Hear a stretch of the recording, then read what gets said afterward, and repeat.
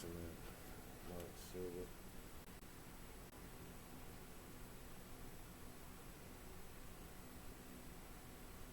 looks about right. Howdy folks, my name is Dave.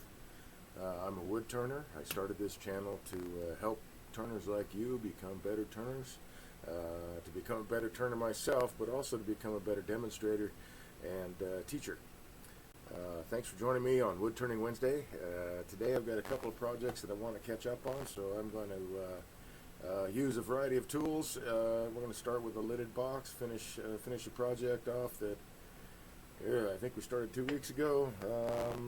Got a couple things. So thanks again for joining me, and I think I'll just get rolling, man. So let's turn this guy down.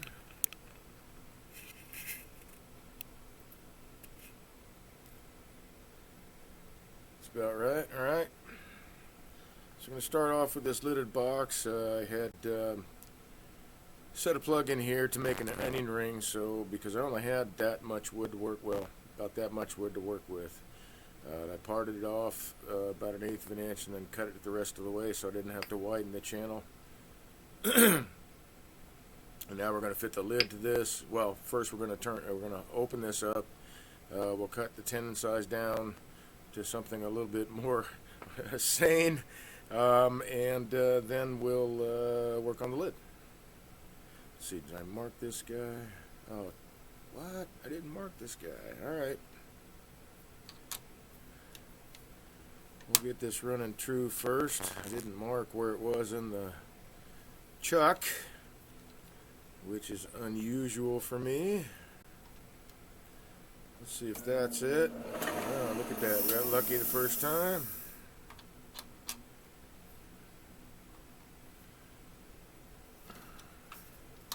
So this channel is also, I got a new tool. I needed some new steel, and I wanted to get a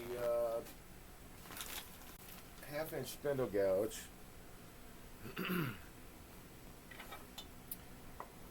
For the steel anyway, and I'm not sure that I'm actually going to keep one. I do a lot of hollowing, a lot of things with 3/8 spindle gouge, and so I was curious about, and I've got a 5/8, and I've done a lot of with that, so I don't know if I'm going to keep this or not, but this is, well, it's not the tool I thought I was buying, let's put it that way. I thought it was going to be a hurricane gouge, because I have actually one or two that I bought over the years that the steel's lasted a really good long time. It keeps a really nice edge, and it's not stupid expensive. Yeah, it's 60-70 bucks, but it's, at least in my opinion, the hurricane turning tools have some decent steel. This, however, came to me as a Benjamin's Best. So I'm checking out this steel. I'm actually checking out this tool, period. I will say the first thing that I'm not happy with this tool, and this is not like, I don't know, I just want to let people know, what I find, share things, stuff like that. The steel, I bought it for the steel, so I paid 35 bucks. It was like on sale, right? I thought it was a hurricane turning tool. It's like, cool, I can get some cheap steel just to monkey around with. I know it's going to last around for a while. I can do different things with it and not feel terrible about dropping 40 bucks, right? Or, well, it's a little bit less than that, but you know what I'm saying. So the first thing that I noticed on this dude is that the handle's too short for this particular tool. The weight distribution is all off, and the leverage that I think might be needed. I realize this is meant to be just a spindle turning tool, but I still think that the handle for this 1/2 inch could stand to be another inch or two longer, maybe even 3. The handle's too light for the steel. You know, I think this handle would be all right for a 3/8 inch gouge. In fact, I turned a handle about that size out of cherry for a 3/8 inch spindle gouge that I've got. I just think this is a little bit too short. But I took off the factory ground, put my grind on it, which is just straight 50 degrees. And I figured I'll give it a shot on a couple things tonight and see if I like the steel or not. If I do like the steel, I'm going to cut this handle off and use this in my collet system on my other handle. So let's find out. Let's find out.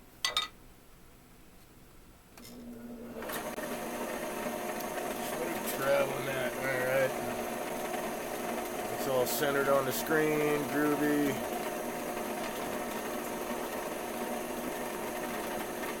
Sorry, hold on 1 second. I want to hopefully throw that into chat. There we go. So I'm also skipping. I'm playing around also a little bit with the microphone, the mixer board, I guess, in OBS, if that's the way to put it. So I've actually lowered the mixer volume, and I'm going to leave the music off today. And I want to see, because I listened to the broadcast last night. I watched most of it before I just got wiped out. I try to do that, try to watch my broadcasts just so I can see where things can be improved, you know, sound, audio, video, my technique, whatever, you know, how the cameras are placed, what have you. So I did notice that this camera actually does have a better microphone than the other camera did, so that's a plus. So I'm kind of monkeying around a little bit, trying to make sure that it's not like overdriving. I wanted to have it a little bit up because the lathe in the background makes noise, of course. So anyway, I'm trying a few different things. So if you are here with me in chat, and I might ask again later, please let me know if the audio seems okay to you. I appreciate the help.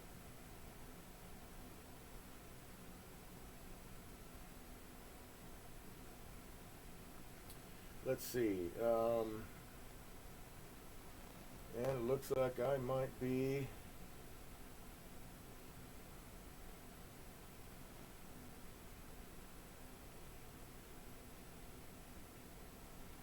Yeah, there we go.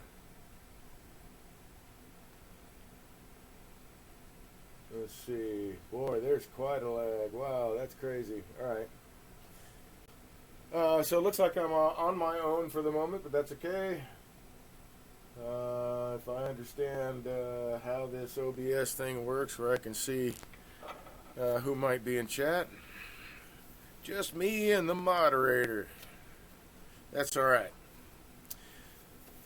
So anyway, back to this box. As I said before, I had about that much material. I parted this off. I wanted to use as much of it as I could, so I didn't want a big old tenon that I had to cut off. I only had so much to use. And also because I only had so much to use, I didn't want to take away any of the wood to make a tenon on either the cap or the body of the box. So I created an onion ring instead. And we're going to turn that down to size, open it up, and then fit the lid. And play around with this gouge for a while. I do want to see how well the steel holds onto an edge. So far, I mean, I used it yesterday on a goblet that I have off to the side here that I am considering getting to today.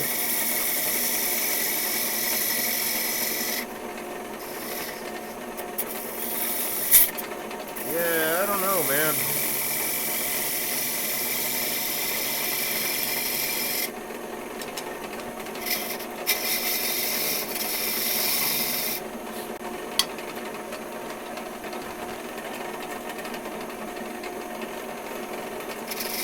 Yeah, the more I use this thing, the more I think that the handle's just it's too short. But that's the beauty of the whole wood turning world, right? If you don't like the handle, well, get rid of it and make another one. Make one that works.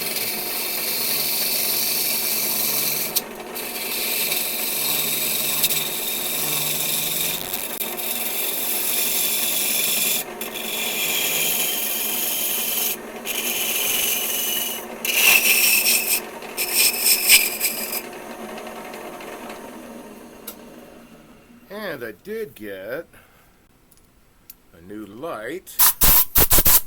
So hopefully, let's see. Let me move this dude over because I have need of a little more light in a certain spot right now. I wonder how this.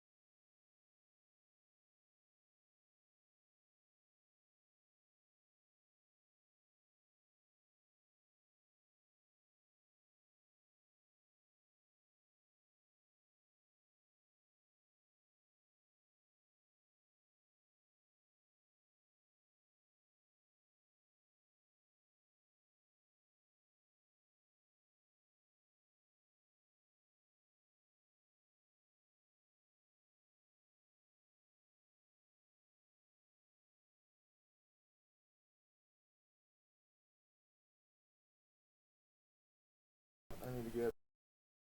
Well, at least it came right back. I'm gonna grab a little tape here. Not the kind of tape I want to use, but the kind of tape that I got right handy. Oh, hey, that'll work. Nope, don't want.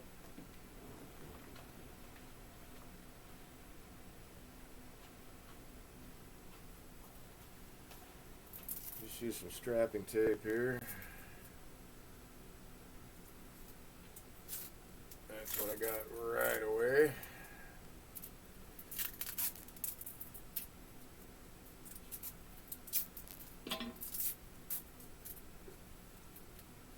In order to get things out of the way, I had to put cords up above overhead, so they're kind of hanging down. And this particular connector,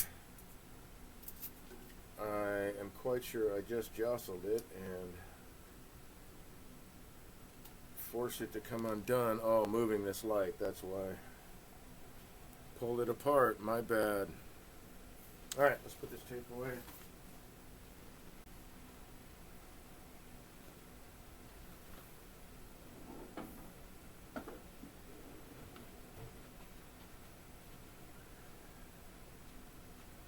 So during this broadcast, I'm considering using some air tools as well. So I may, I may actually mute. I'm going to wear hearing protection.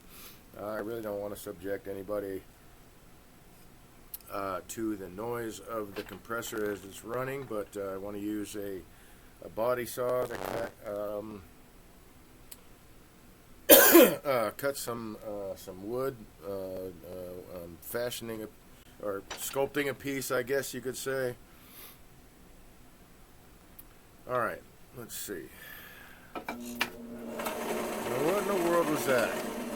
Something just dropped. Oh, my fish whacker. Alright. Maybe. Yeah, that's what I thought. I'm gonna have to get used to this guy. It's a little bit too tall.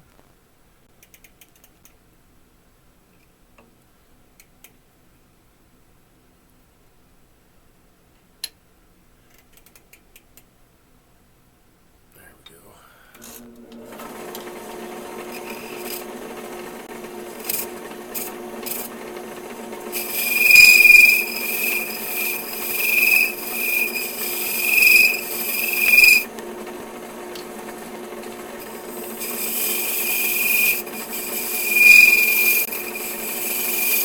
So I got my finger here underneath the rotating piece. The piece is rotating in this direction, so my finger is not going to try to get pulled or crushed or whatever. I'm just lightly resting it on the piece to give it a little bit of, a tiny bit of support because of that chirping that you just heard. I'm working with a thin wall.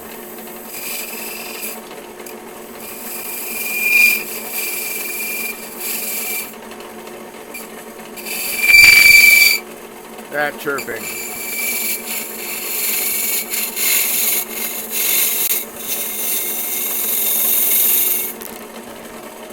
Trying to be careful not to push my finger into it too hard because it does build up friction when you do that.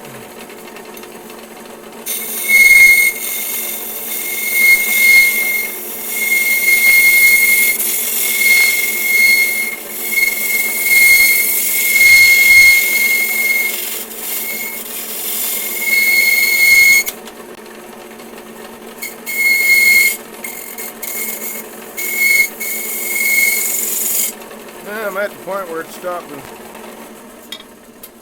It's not helping anymore, but that's okay. I think I'm done. Not quite. Almost. Let's get this guy a little bit closer.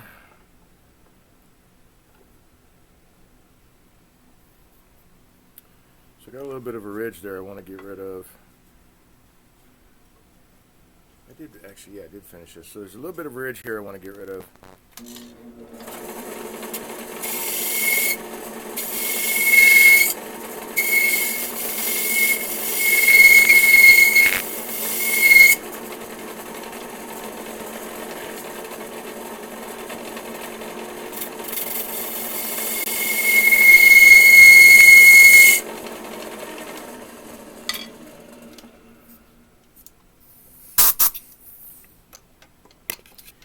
Yeah, that's a shame. The tool feels really, really unsteady with such a short handle on this this heavier steel. So I'm definitely going to take it out of the handle. We'll do that here in a sec. Let me finish this guy up. Hopefully you're not looking at the back of my head. I don't have a back of the head cam. No, I'm looking at the computer right now, so I see that my body's not in the way.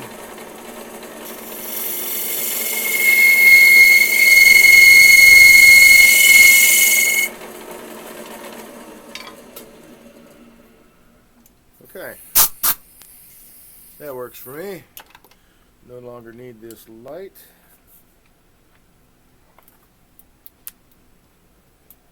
Move this guy back out over the way.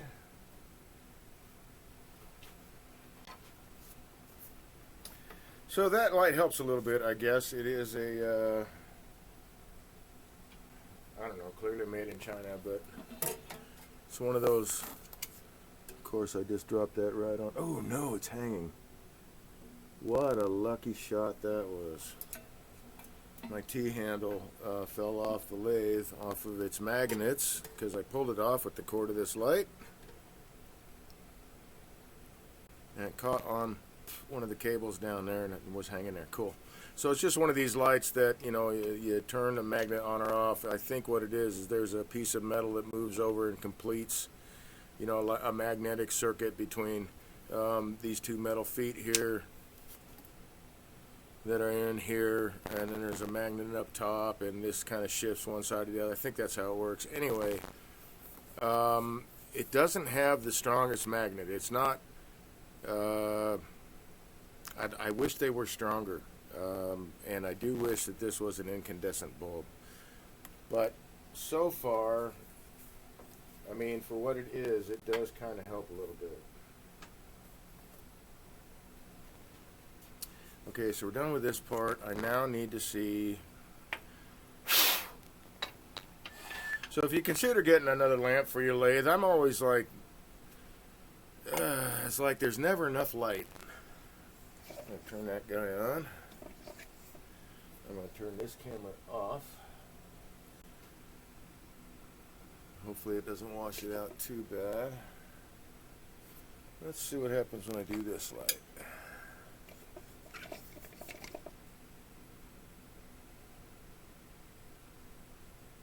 Oh, that's better. Okay, cool. To see how far, oh, that looks like a good height right there. Take the cap up to the box and see how much of the tenon I might need, and I think I'm like right on the money there, so I'm not changing that. Okay, cool. So I can take this guy out. I am going to mark it this time. Where I mark it changes on the jaws. On the smaller jaws, I mark it at 1 and 2 because that's where one of the knuckles is at jaw 1 and jaw 2. Here, one of the knuckles is at jaw 1 and jaw 4. So I always use 1 and 2 or 1 and 4, so I don't get stupid confused between chucks. And when I take it out and I haven't seen the piece for a while, I can go right to my mark and go, oh, okay, I see that was a 1-4 or whatever. I know where to put it in the chuck. Let's see, I'm doing the cap, and oh yeah, that'll work right there. Did I mark this guy? No, sir. We're going to rectify that too. Oh, I had this in the other chuck. Well, we'll put it in this chuck now.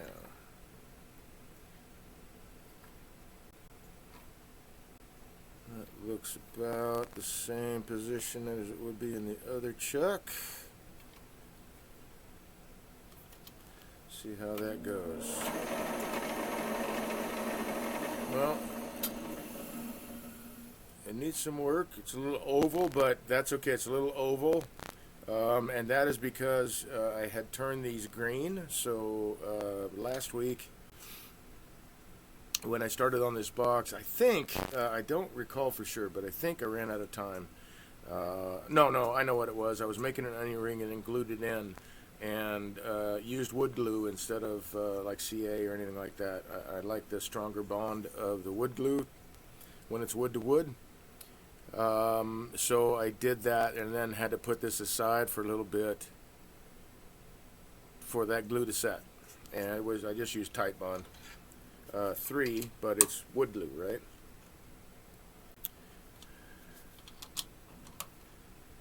Okay, so we're going to make this do the cap, and as I recall, we're doing it in kind of like an oriental sort of style. So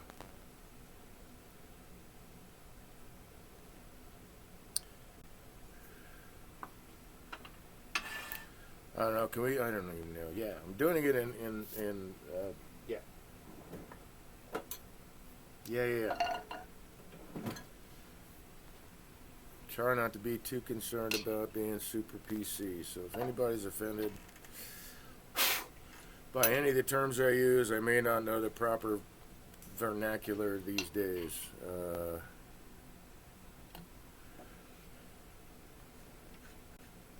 Sooner or later I'll pick up on whatever the language is or the slang or what have you, hopefully before it goes back out of style or stops becoming a fad thing. Or hopefully it stops becoming a fad thing much sooner than I pick it up. I don't have to worry about it. Okay, so I'm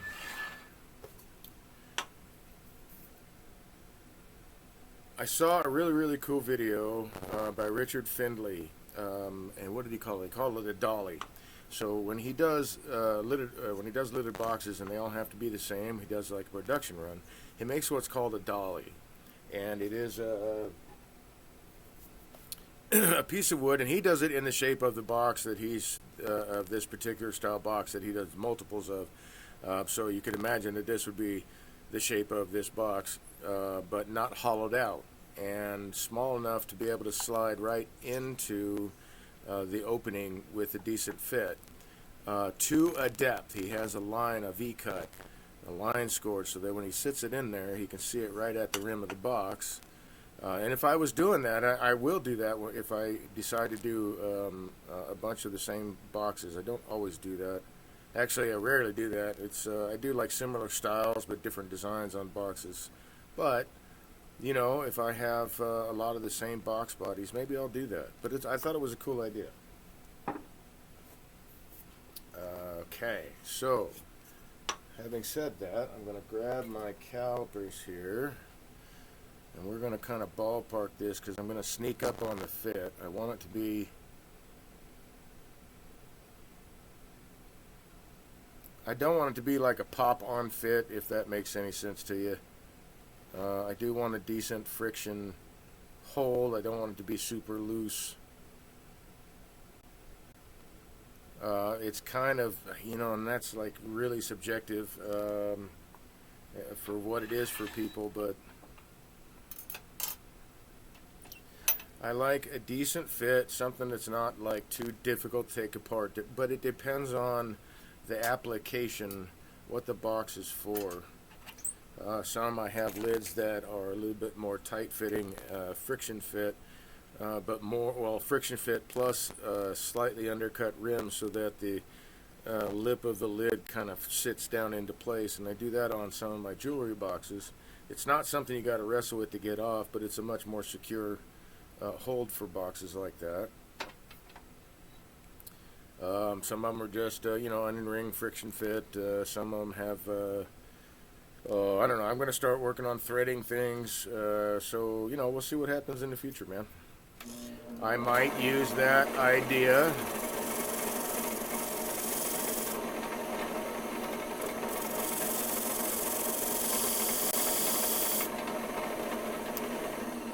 Alright, so this is just kind of close to the diameter of the outside of this onion ring. It's not quite to the outside because I want to sneak up on the fit from the inside of the lid. But when you're using calipers like this to scribe a line, I may get that point, this opposite point. This is just like a skew. Actually, it's like any tool. You don't want both sides to contact at the same time. Because if this side contacts, the wood spinning is going to try to lift this up and bring everything over.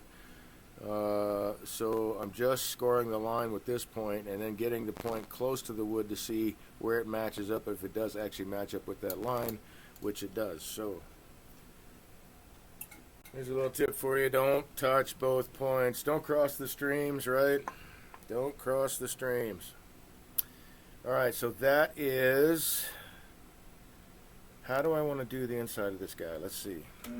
Nope, wrong tool, Dave. Oh yeah, that's right. I raised the tool rest. Like, wow, the tool rest all of a sudden got really tall. Oh yeah.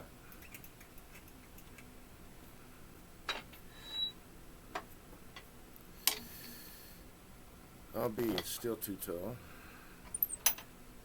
Okay. I don't have any.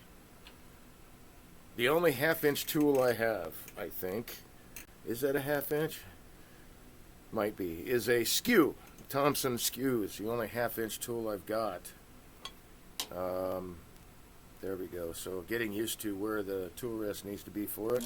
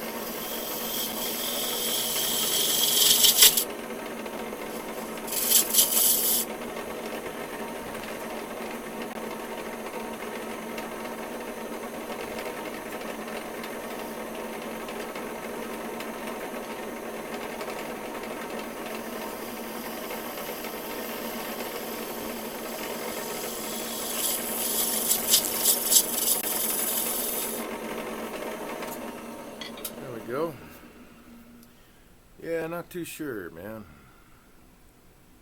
So this has got a straight 50-degree grind on it too. That may change, although I doubt it. I've got, on almost all of my spindle gouges, I have a 50-degree grind. For me, that's the most versatile grind. The most versatile angle for me, it turns out, is 50 degrees plus with the hollowing. I did a lot of, did some different tests, seeing which different grinds might work better as for top cutting when I was hollowing, actually using the top cutting technique. And again, 50 degrees seemed to be the sweet spot.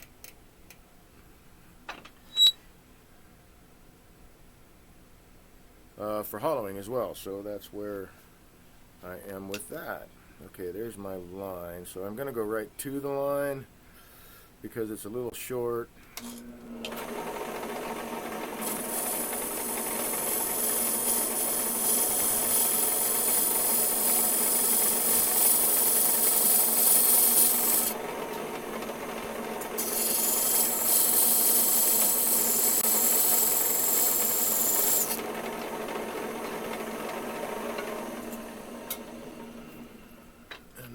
Check the fit really quick just to make sure.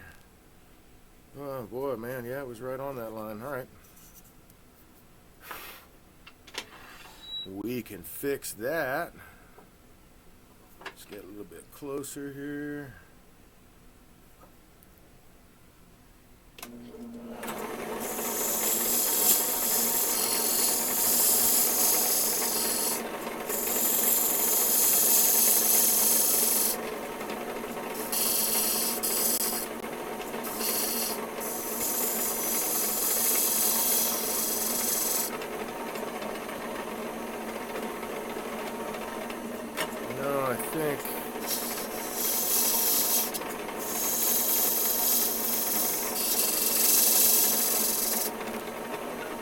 That one a little bit deeper, do a test fit. Okay, got to open up a little bit more. While I'm at it, I'm going to take a little bit off this lip, but also set it at a slightly concave angle. That's right, I got to lower this guy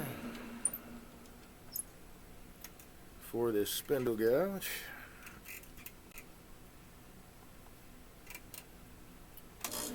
Yeah, I'm really going to try to use this thing as much as I can today. I want to see how well it does. Let's put it that way. How it handles the turning. Is it worth? Because it was only 30 bucks. So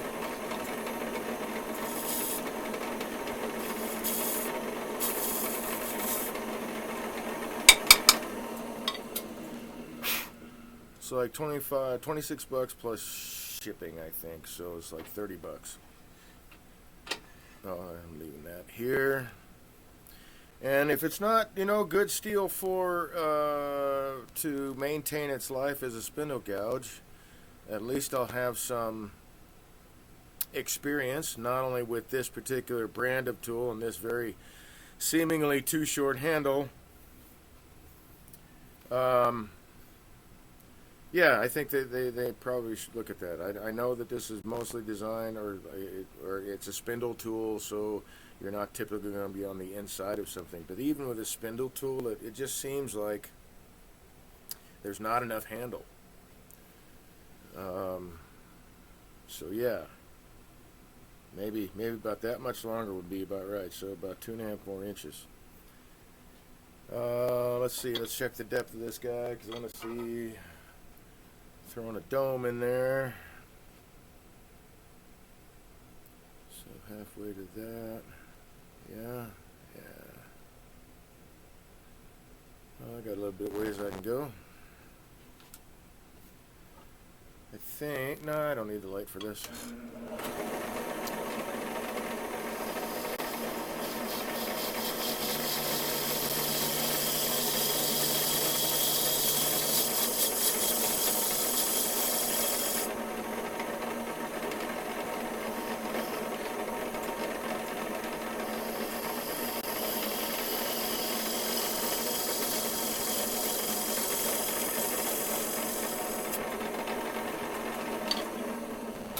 it seems to cut well. It's got. We'll see if I know how soon I got to sharpen it, but it seems to be sort of keeping an edge all right. So the steel might be worthwhile. I don't know. I don't. I mean, I think that Benjamin's Best tools in general might be, although I don't typically recommend them. Again, this is not what I was expecting to find in my mailbox. But before I sent it back, I figured I'd give it a shot and see, because I've heard so many negative things about the tools. Not very many positive ones, other than they're decent if you're starting out and you got a really, really low budget. They're decent turning tools in that aspect. But as far as longevity and edge retention and, fit, finish, polish, I've heard not a lot of good things about Benjamin's Best. But so far, the steel seems to be cutting fine. The edge retention it's okay. It's supposed to be high-speed steel. It may be, lower grade. I don't know. But we'll see if it's worth keeping the steel or not.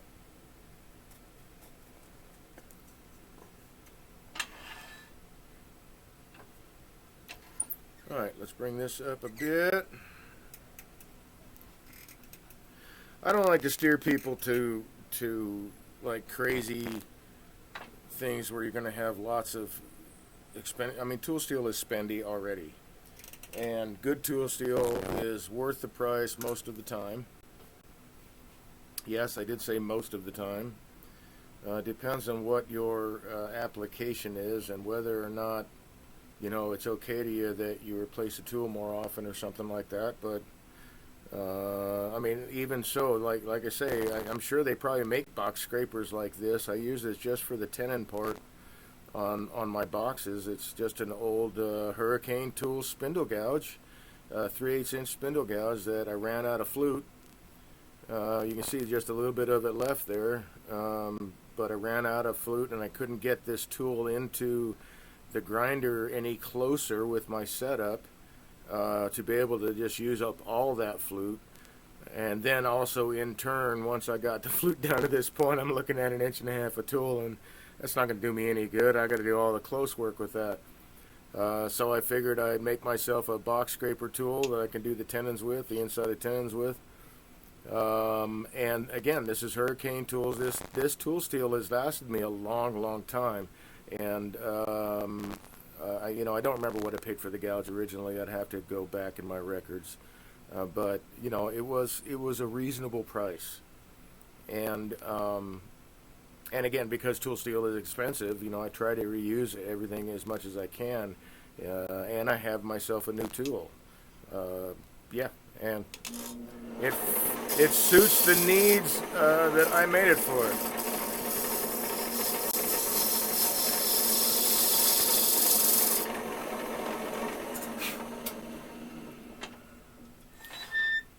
Let's check the depth again really quick. Puts me just underneath that yeller one there. I may call that good. Oh man, it's close. Gotta sneak up on it. I think this would be another good application for light. I'm going to bring it back for a second.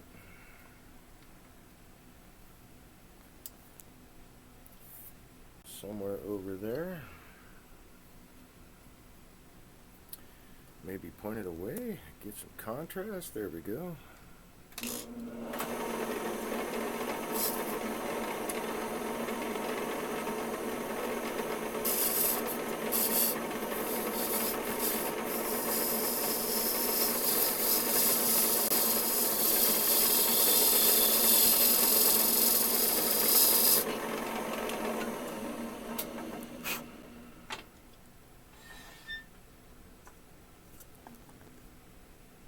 There we go. All right, that'll work.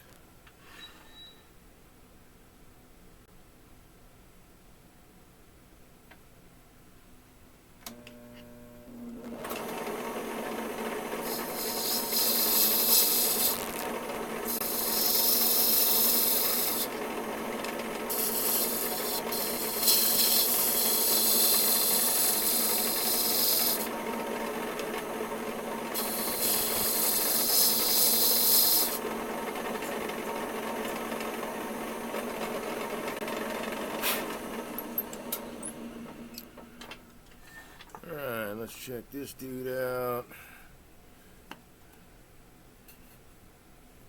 Oh, I need to go a little bit deeper with that. Okay.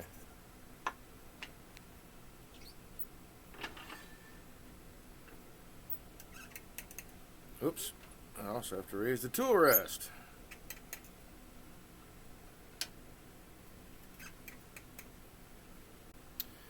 Alright, let's check our depth again. I may have to take her down.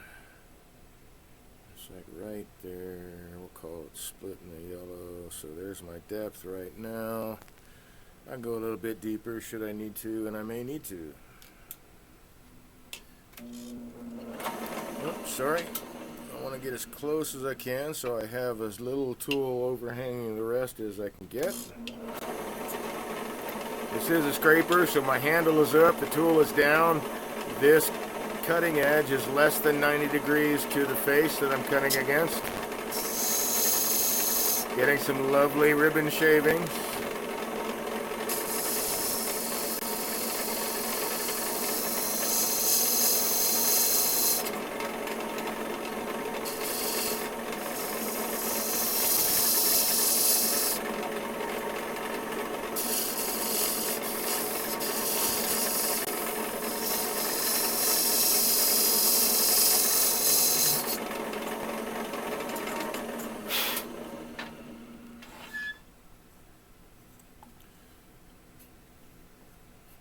Oh, still gotta open that up just a tad.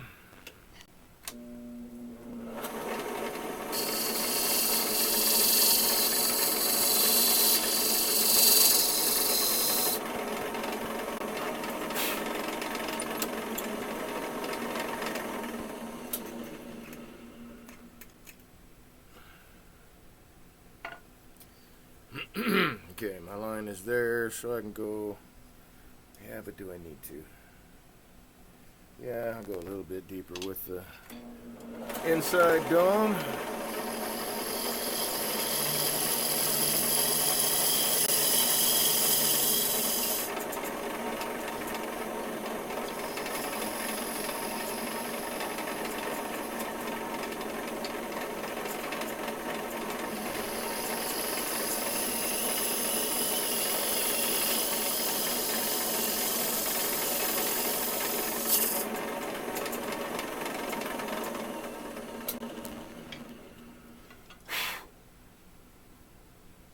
Oh yeah, it's going to take a little bit more off of here as well.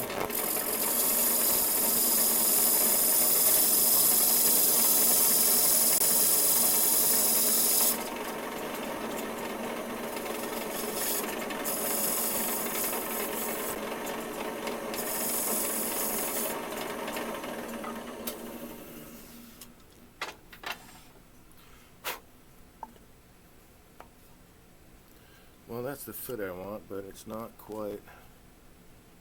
It's almost there. I got to open it up just a little bit more.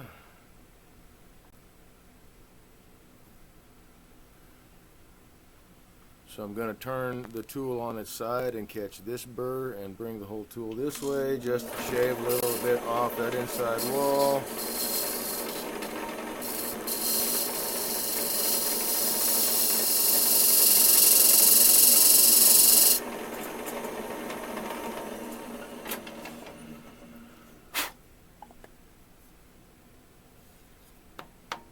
Yeah.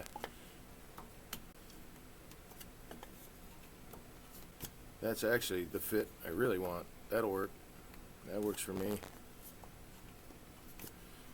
You know, I wouldn't.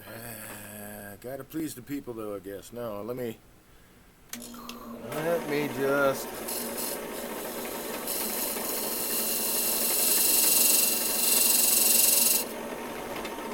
Squeak a little bit more off there.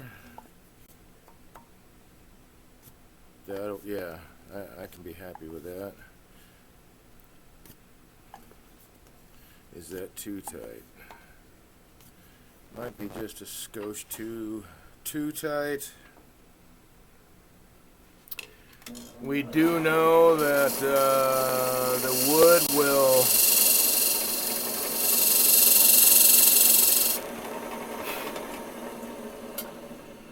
move within the environment it moves to. So humidity changes from where it came from to, it's like from here, humidity change, say this wound up in Colorado, that's it right there.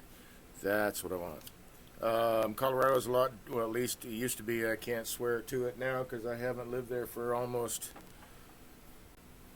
good God, when did I move out of Colorado? 93? No, surely not. Here's 2013, 16 years from the, yeah. 93, 94, I moved out of Colorado. Anyway, much drier. So the wood is going to change within that desert environment. Colorado, Denver is a high mountain desert. So the wood will change and move in that environment, and then going to another more humid place, then it would swell and move around. So we don't want too much of a tight fit because depending on where it winds up, you may not be able to get it apart without breaking it, or it could split on its own. Want just enough room for them to move together. These two are from the same block of wood, so in theory they will move together as the environment changes, which is why I tell people that I feel like wood is still, it's a very much alive. It continues to adapt to its environment even after, I mean, the wood does. For years and years, these things could very well outlive us. That looks like the right grain orientation. So, yeah. Oh, which means I could use it as a jam chuck. Hey! That kicks butt. So I can use that as a jam chuck. Alright, so I think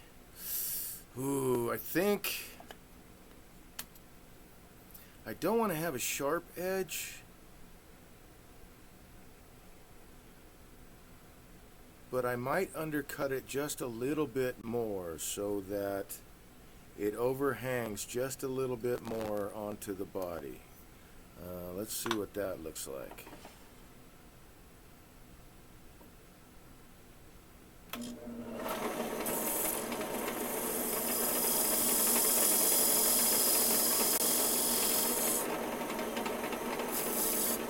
The steel tracks well. It's just that's what really is the biggest detractor, is all the weight is up here. There's no, yeah. Anyway, the steel seems to be working all right. Seems to be. Yeah, so it overhangs a little bit like that. So let's round off that. Well, we'll round that edge when we give the lid some shape. So I'm good where I'm at here. I can flip it around into another chuck and do this lid. While I'm here though, since I can use this as a jam chuck, I'm going to finish the shape of this guy. So let's get this light turned off and out of the way.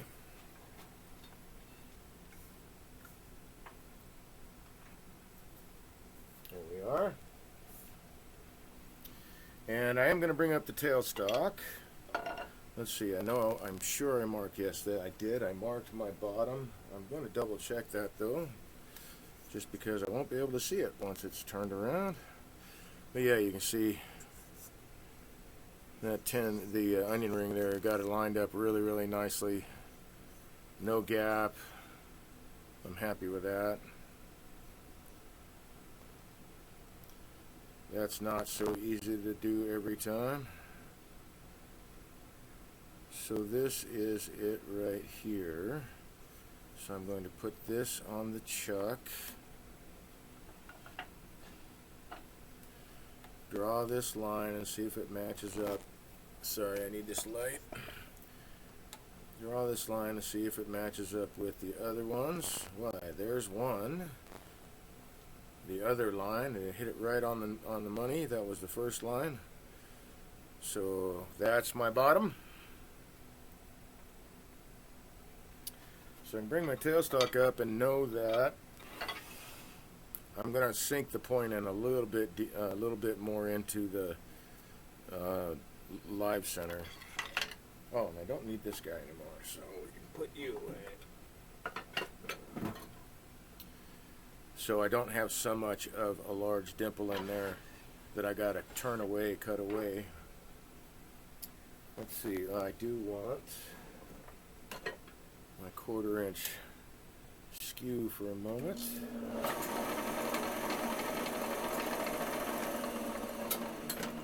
Find my exact center.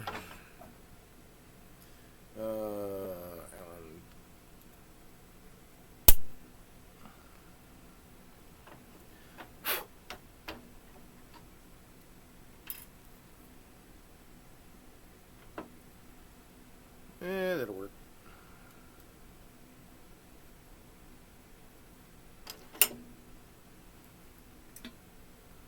Seems that I already had a little bit of a dimple in there.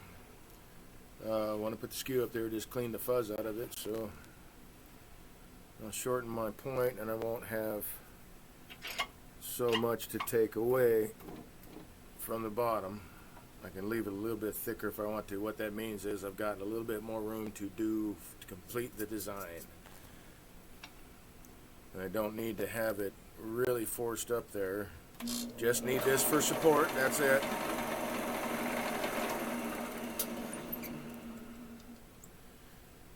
Okay.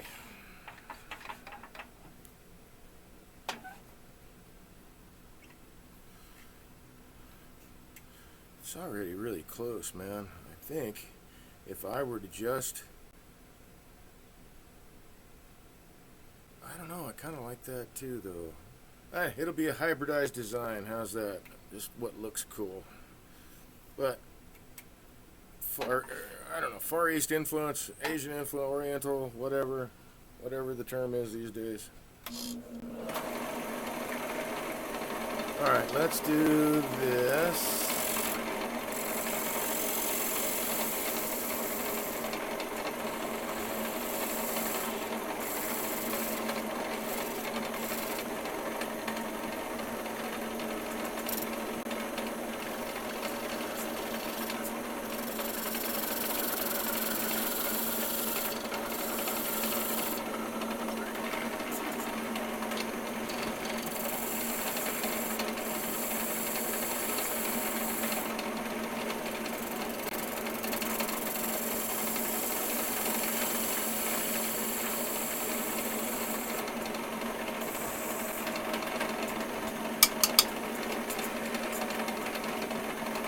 Well, let's see how he does as a shear scraper.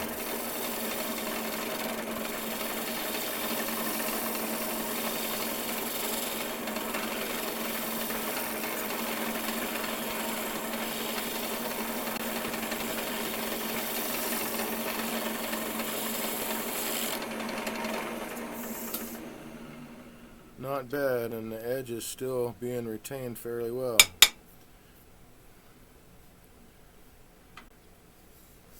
Who knows, man? It might be worth it to have a travel set of this inexpensive steel. You know, just get rid of the handle.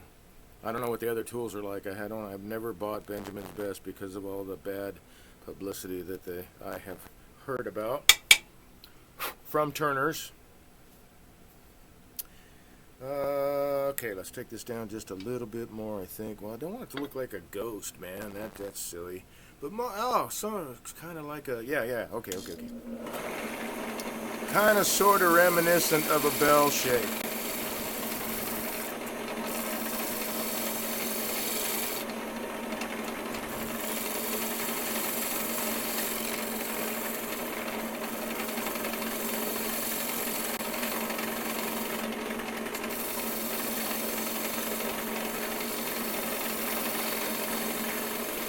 You know, I don't know if the ancient Chinese, ancient Japanese, Koreans used steel for their bells or bronze or both. I'm not sure.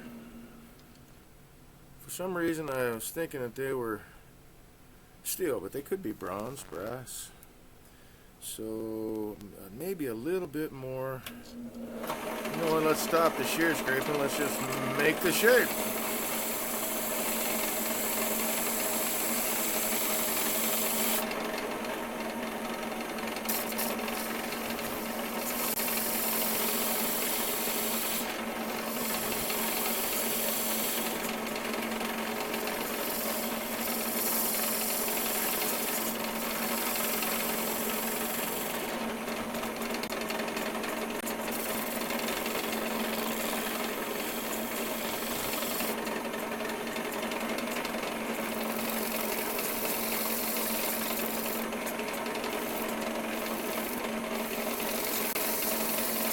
Hopefully that's not a top of my head cam.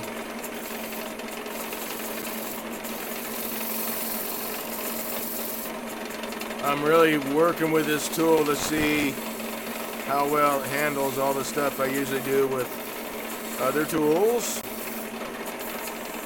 So shear scraping's not so bad. Okay, that's a pretty good surface. I can live with that. Alright, so this end is going to be rounded, and I will, ooh, I know what I will do. I'll have a bead on the bottom just because I think that might look interesting. So in fact, I will turn the bead here.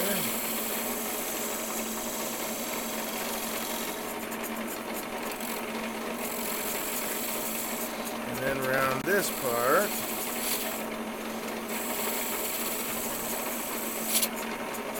Perhaps. Yeah, the tool just, I'm sorry to say it, man, but the tool just feels really unsteady with this really short handle.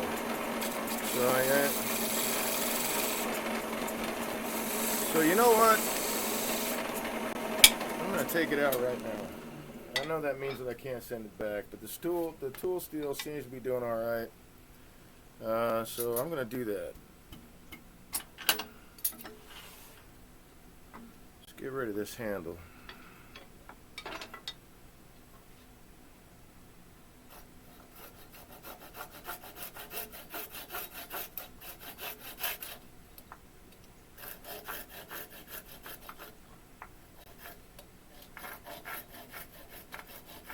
Thankfully, the lathe police don't exist, so I can do whatever I want with my tools.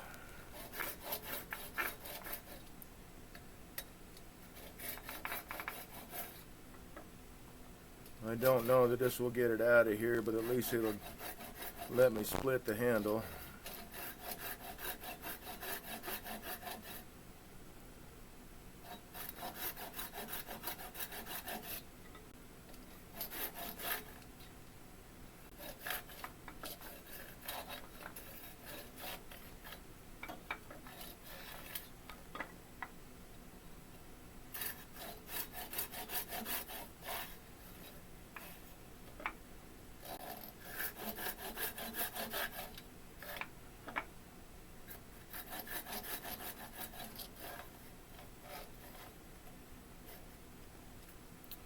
Alright, I think I've gotten through all the way around. Nope. There it is.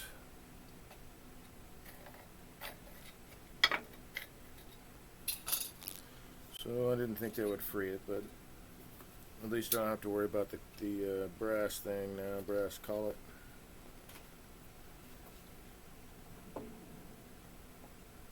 Alright. And maybe I can actually just twist this guy off.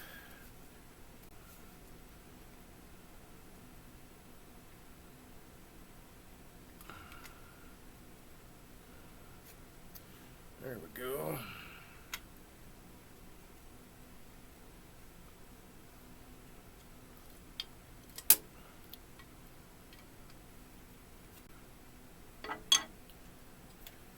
Make your tools work for you, man. Alright, so I am going to take this out by the side there and get this handle off real fast.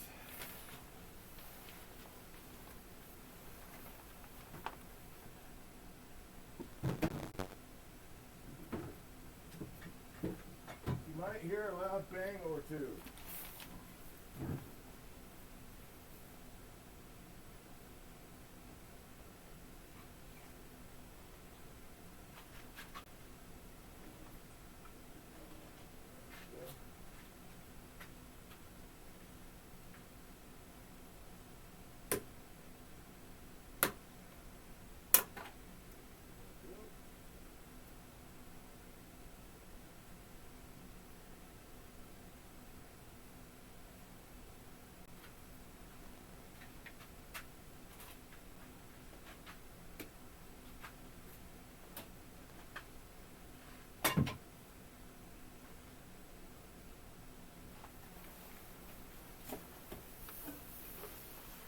groovy. That gets the handle off. Now I can use my collet. Have a little bit steadier hand with it with a little bit longer tiller.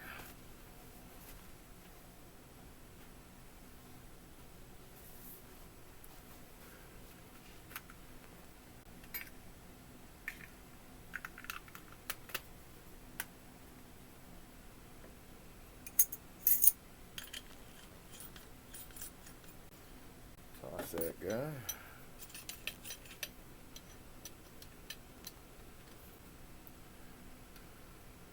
Well, I thought that was the right size collet. It's supposed to be.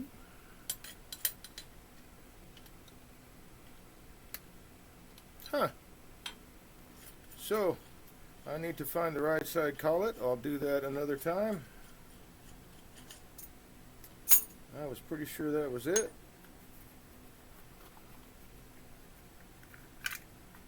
Oh, right, no, this is actually a 3/8. Yeah. I don't know if I got a 1/2 inch. I may have to buy the other set, but I've been thinking about that anyway so that I can make a shorter handle and have one of these collets on the slightly shorter handle, because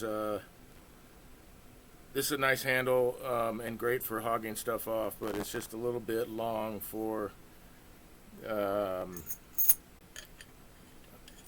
some things that I like to do with my gouges and tools and stuff. You know, I mean, it's just a tad bit long, getting over the ways of the lathe. Sometimes the tailstock I can't take all the way back,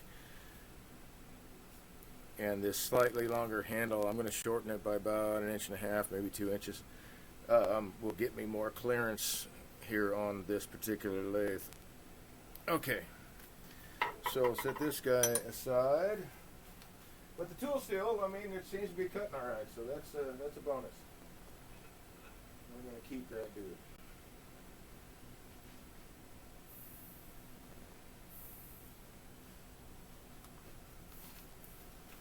So I would just switch gears to my 3/8 inch gouge.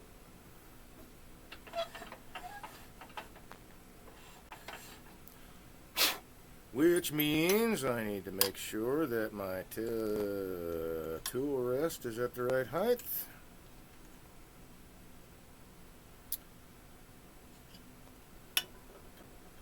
Looks about right.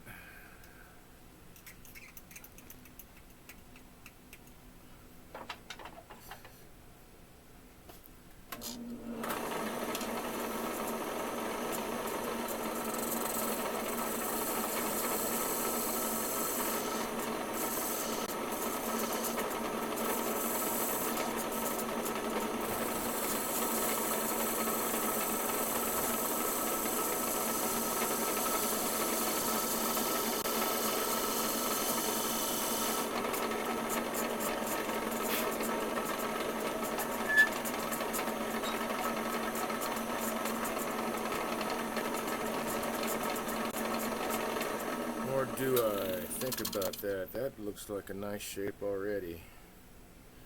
If I finish this bead and look like that, I'll have to get this to match this lower thing down here, and I do not want to do that. So we're going to leave it the shape that it is, and I will use this as a mechanism to give it apparent lift. So let's bring this guy back. I mean, I am taking light cuts, but I'm going to hog this stuff off here in a sec, so let's get ready to do that. I say hog, yeah, relative term. It's like I'll be taking thicker shavings than I would with it just on the jam chuck, so I'm going to call that hogging off. I'm going to finish this guy though. Like that. Let's see, let's go ahead and bring that down. Don't you go anywhere now. Alright, so that is a really nice transition line.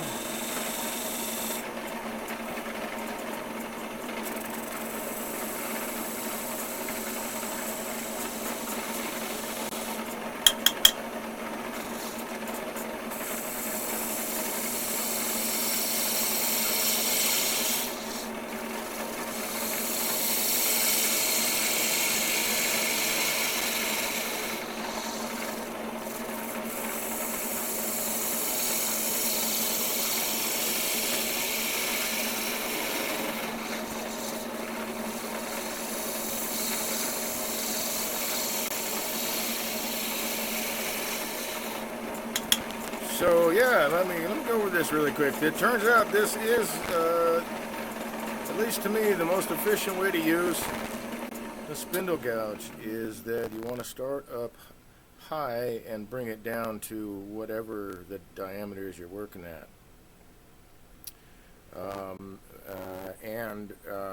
With the technique that I teach people, starting off at your end point and putting yourself in that comfortable position, that's your end point.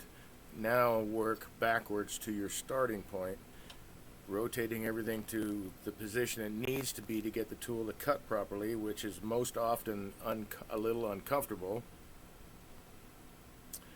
And then just move the tool. And as I'm moving the tool, I'm merely bringing my hand straight up, allowing my wrist to relax, so it naturally turns the tool. So I'm starting high and working my way down to my end cut, which is closer to the center. And it's all just a really natural movement. And the tool wants to glide a little bit better. I think that's probably a little too much lift there, so let's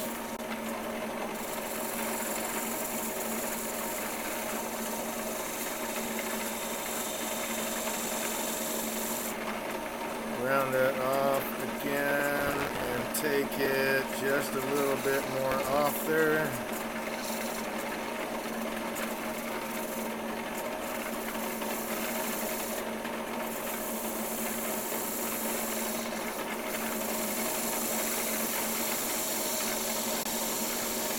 So I'm timing it so the tool is only going as fast as it can cut, and as the tool traverses the whole cutting profile, so to speak, my hand is moving, coming up in that same time frame. So it's going as fast as the tool can cut, presenting the edge that in a way that needs to be presented depending on the position of the tool and the cut, all at the same time. It's just a very smooth progression.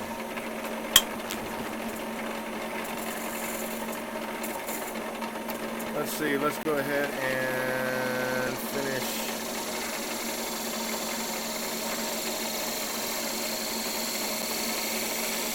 with the detail line.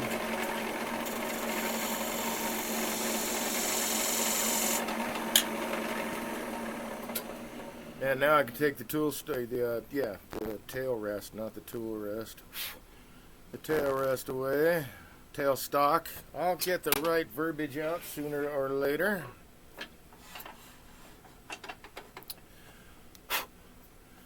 Oh, I did not check this, but it looks good to me. Yep, it is. Yep, that works.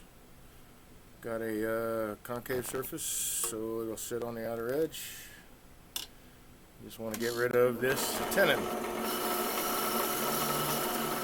Since it's in a jam chuck, whoops, just like that. I want to take lighter cuts. Let's inspect this dude, make sure nothing. Okay, that looks good. I want to take lighter cuts.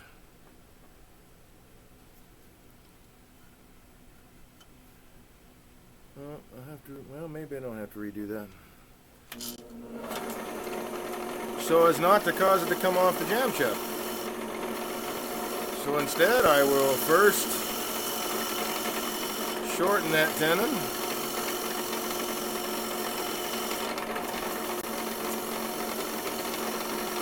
So that I can put the bevel of the tool much closer to the bottom of the box, meaning that if the box wants to come this way, the bevel of that tool will push back and engage my cutting edge.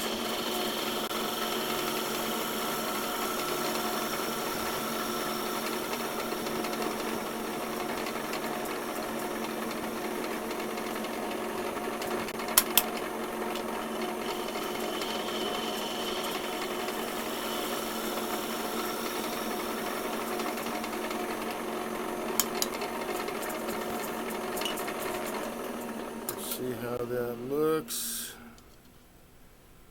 Not a big bump in the middle. Cool. Alright, that looks good.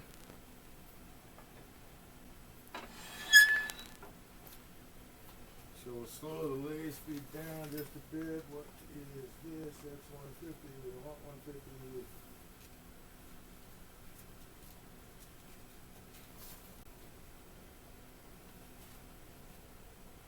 I don't want that one either. Come on, where the heck is it?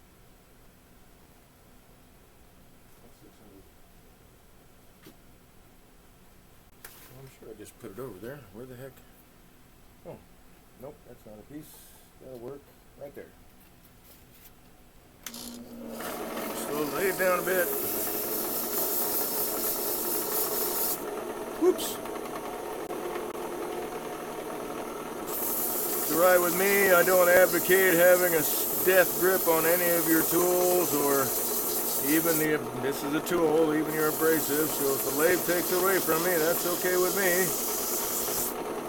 I'm not, I don't really ever use a ton of pressure to sand anyway.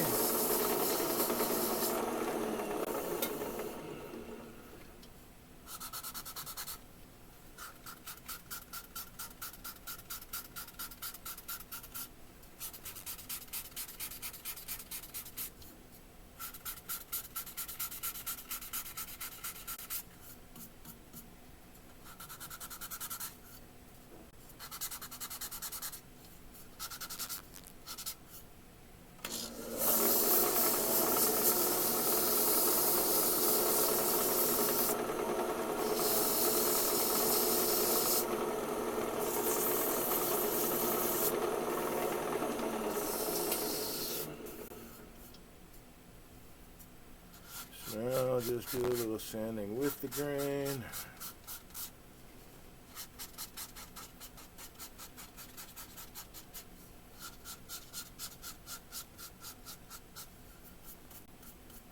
Ta-da, cool.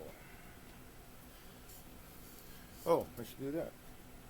Hello? Hello, McFly.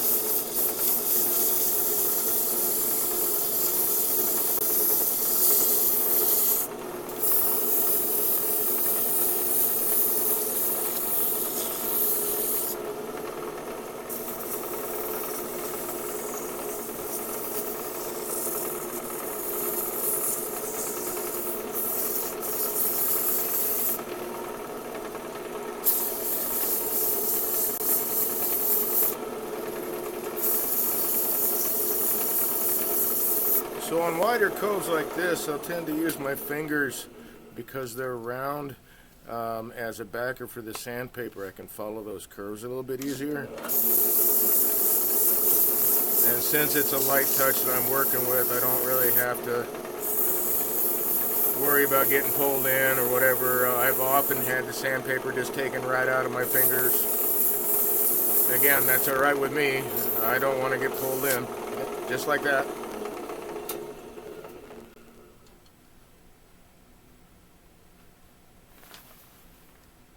While I'm over here, I can get my fish whacker. Oh, and calipers that fell down. We don't want those disappearing.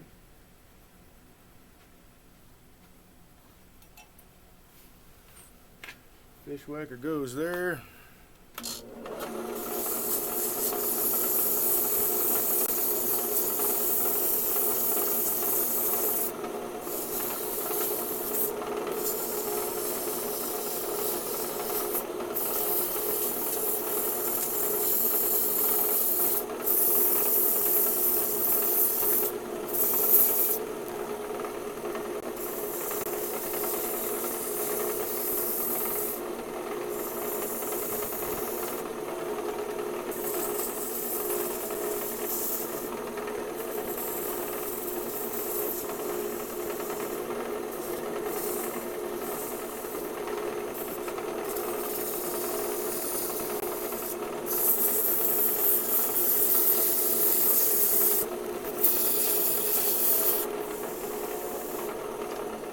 Alright, so I'm really happy I was able to keep this little feature in the box.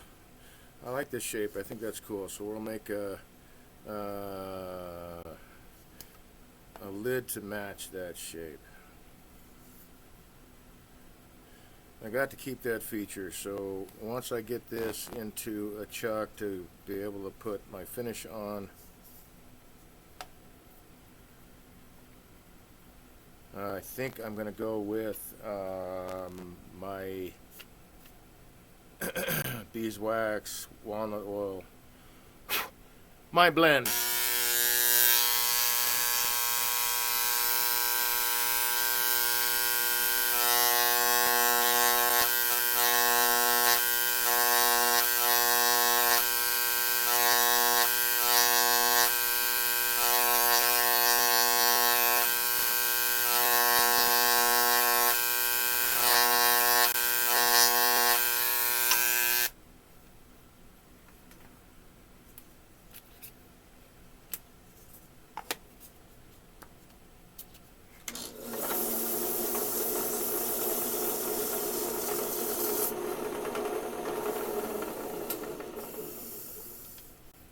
Groovy.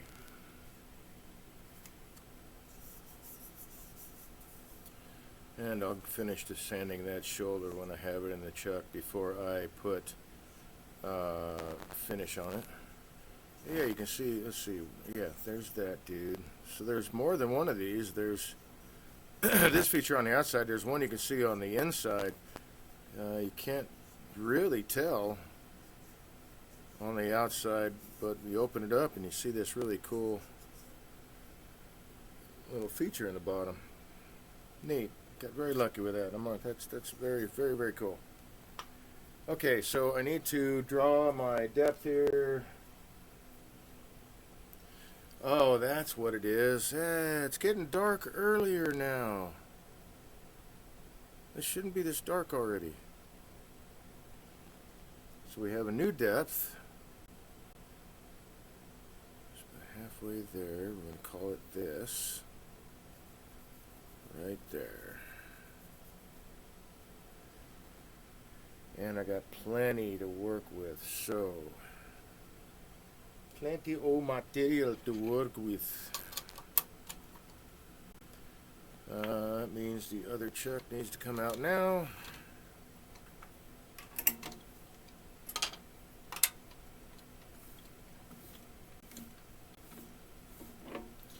So this is kind of like, well, I mean, this is my process. I don't have a plan for this guy. It's like it's an organic. It's coming together on its own, which I always think is really groovy. It's my favorite way to turn. I don't always get to turn this way.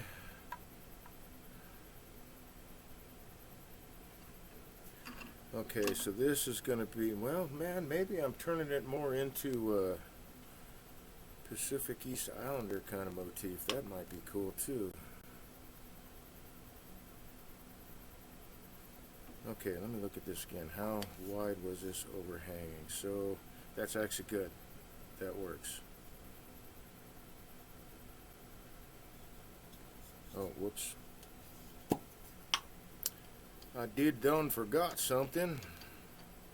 Oh, no, I didn't. I didn't forget that because I thought I would take some off the outside, but I think I'm going to do my best to avoid that. I'll have to take a little bit off to, you know what I will have to do? I'll have to take a little bit off to true it up. Although at this point, that actually doesn't even matter.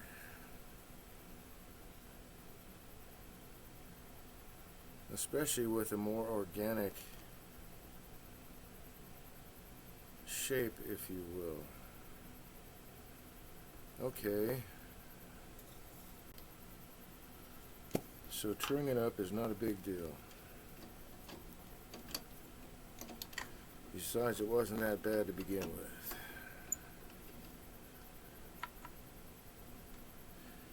It did overlap a little bit. I mean, it was green when I turned it. I turned it, this is a twice turned box.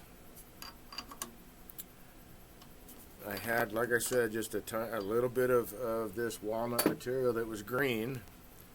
And so I cut all these things thicker, and then let it do its drying process, do all the movement it needed to do. I love the feel of that, it's so smooth. And then come back in and turn it again and give it its final dimensions. Let's move you over there for a sec. So it's done all of its movement. It's just like it is out of round. Let's see, at the widest point, that's a very fat 16th, so it's almost 1/8 of an inch out of round, but you know what, I don't care. We'll leave it a little bit more organic.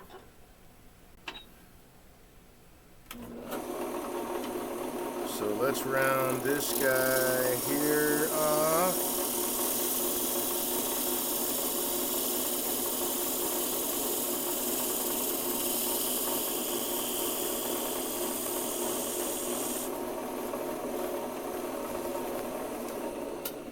Now I gotta remember that this is my depth. I'll go ahead and complete that pencil mark all the way around, just so it's easier to see on this dark timber. First time chat. Morantis91. Hey, how's it going, man? Thanks for stopping by. My name's Dave. I'm a wood turner. I stream Tuesday and Wednesday nights, same time, 8 to 11 p.m., and do all kinds of, wood turning education. Last night I did 3 hours on the skew, how to use the skew properly, or more efficiently, let's put it that way. And tonight I'm just completing some projects that I had over the last couple weeks. Most of the stuff that I turn here goes on to my website to support the channel. So I like to get these finished, show them off here, and then put them up on my website. So you get to see, the entire process for most of the pieces. Maybe not some of the finishing process because, well, sanding is loud if you're using an air compressor like I do, although not always.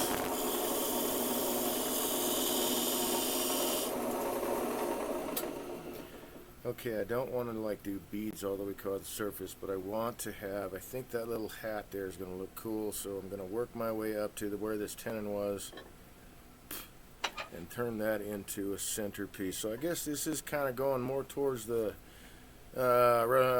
Pacific Islander kind of motif, maybe. I'm not trying to steal anybody's culture or anything like that. This looks really cool. It's inspired by, I think, artworks from many native cultures are absolutely phenomenal.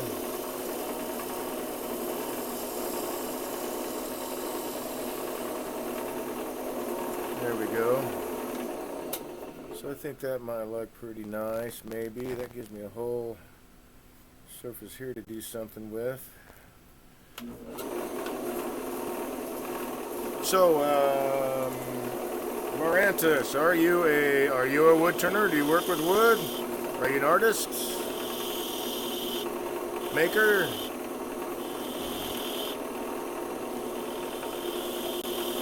Butcher, baker, candlestick maker, I think was part of the rhyme.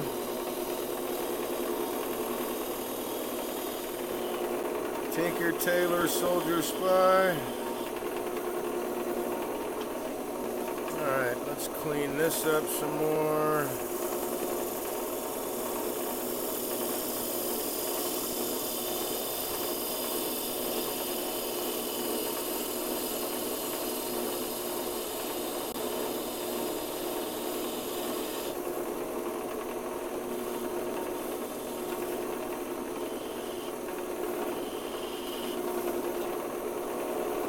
Do you have interest in wood turning, woodworking? Okay, that looks all right. Yeah.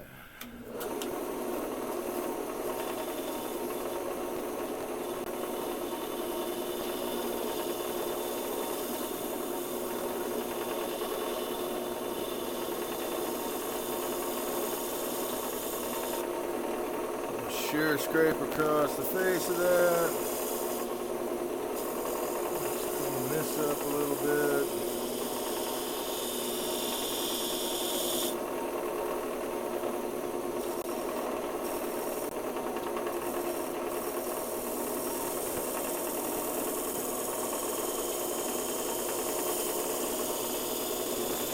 Complete that bead right into that.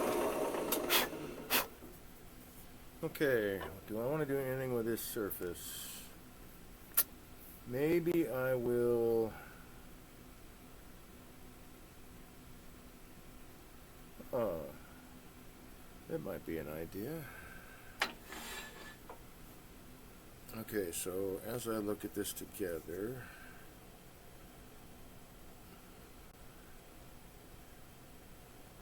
I think... No, I don't want to angle it that way. So I think I might put... I want to change the angle of it somehow.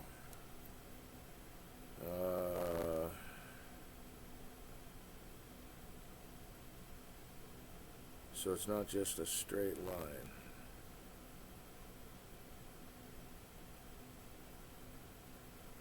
Or will that be alright? I don't know. Let's throw some abrasive on it and see what it looks like.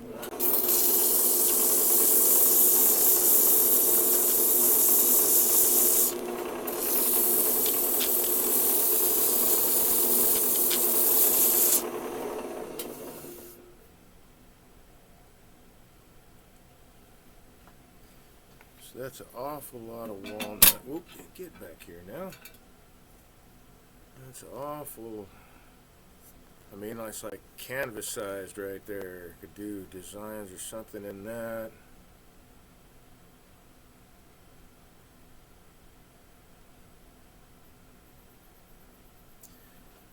Yeah, but then it wouldn't. I think I just want to have just a plain, a nice elegant curves. Nice looking little box without all the extra doodad stuff. So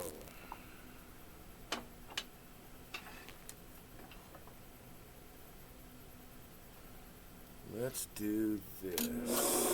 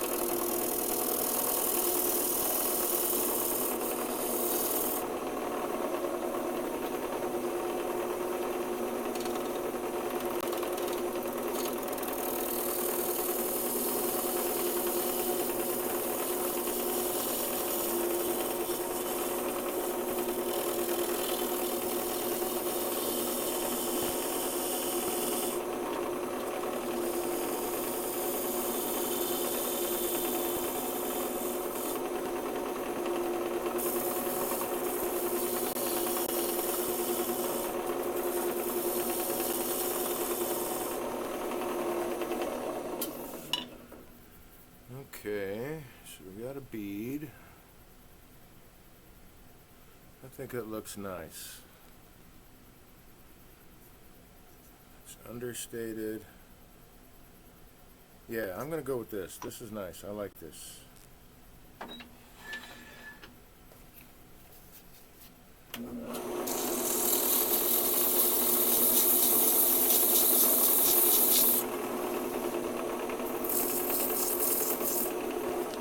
Alright, so I'm going to mark this on the lathe,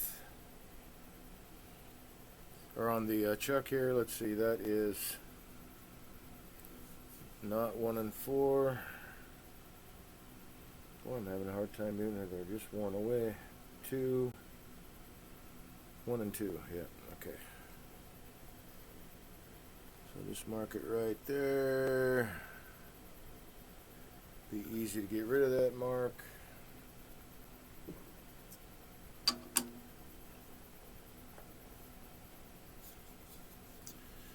Yeah.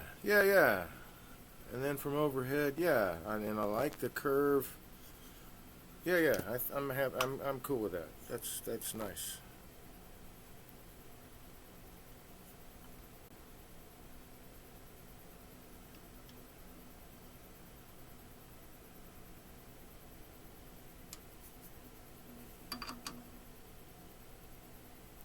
Okay, so a little bit of abrasive here.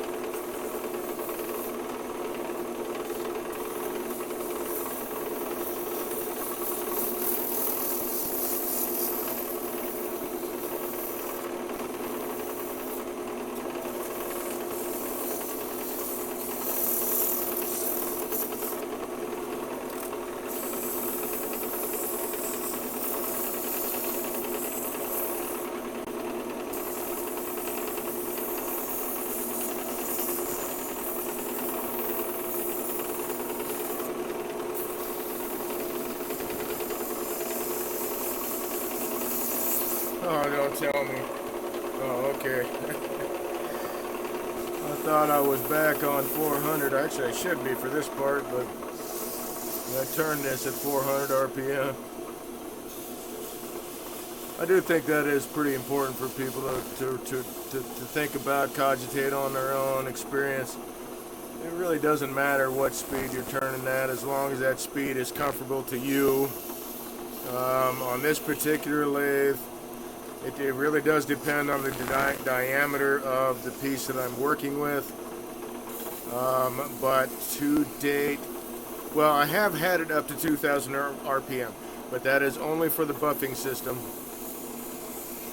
The BO buffing system requires at least 2,000 RPM, I guess, to work correctly.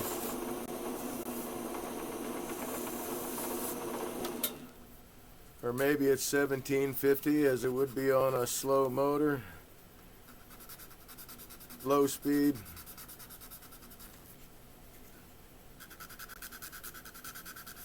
So I set it at 2,000 for that, but as far as turning goes, well, I mean, I have turned a lot at 400, especially larger pieces that I just can't get up to speed enough. You know, I put them on between centers, but you have to move get rid of the mass that doesn't belong so they can speed the lathe up.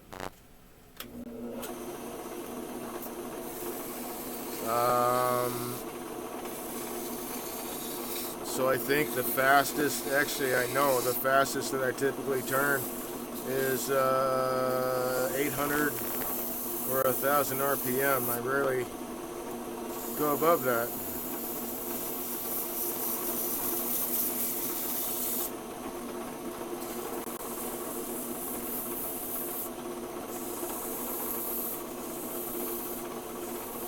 So when people ask me, well, what speed are you turning at? That's what I usually tell them. It's like, well, you know, this is a speed that works for me. You need to find a speed that works for you. A number doesn't really matter. All lathes are calibrated a little bit differently. They all have different kinds of drives and all that. You know, and who's to say this is a Reese drive? So maybe 400 RPM isn't really 400 RPM. You know, I haven't tacked it. I could, I guess. I do have a rotational tack. I think. Yeah, I think I do.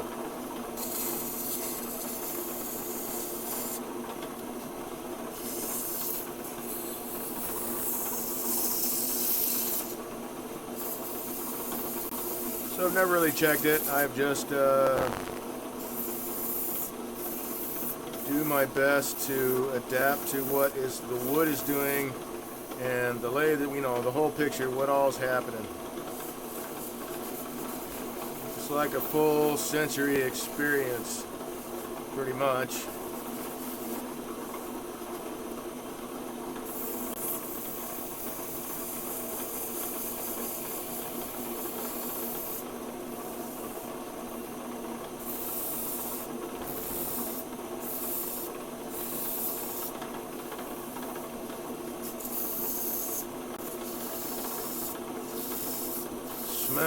sounds, the feel, sight, what you see happening before you, or not if it happens fast enough. It's probably a poor attempt at wood turning humor, but things do come off the lathe sometimes. Do my best to mitigate all of that.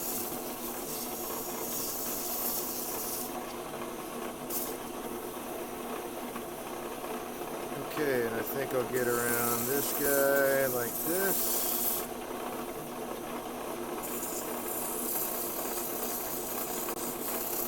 Oh, that was that natural organic edge. Yeah, I don't want to mess with that.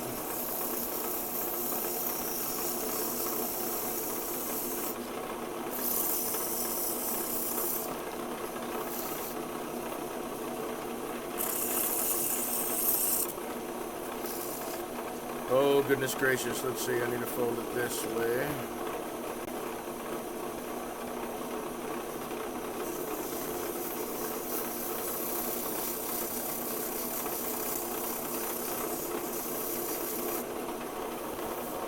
That'll do. So let's grab out Baldy's Better Bees Buffing Balm. Woo-hoo!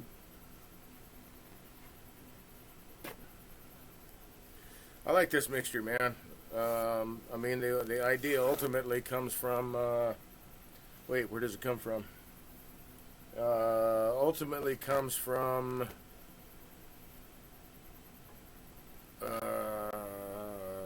damn it, what name is the name of that? Buffing wax from England. Holy smokes. I should know this. I keep wanting to say Renaissance wax, but that's not at all what I mean. I have that too, but that's not what I mean at all.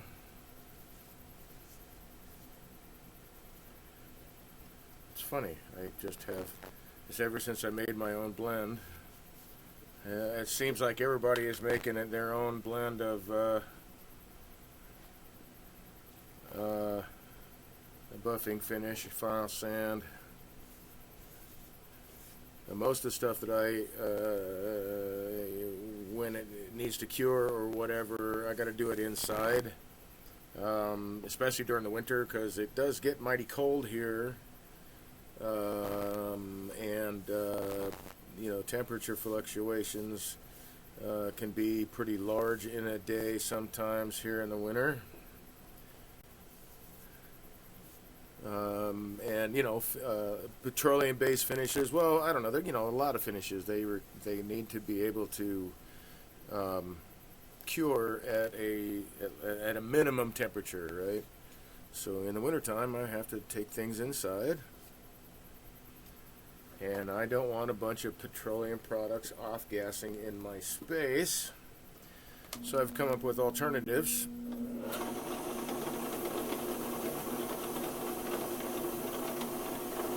It is, you know, I'll go look it up. I've got a bit of it.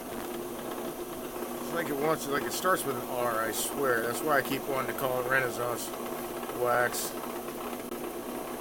Rembrandt, Remington.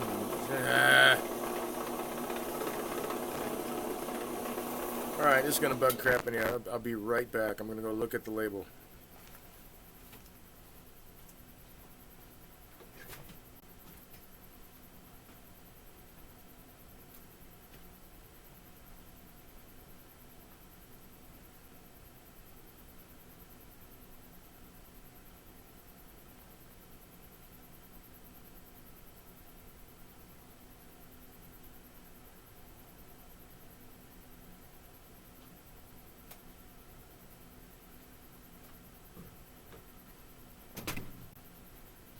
Okay, so Yorkshire Grit would be the product.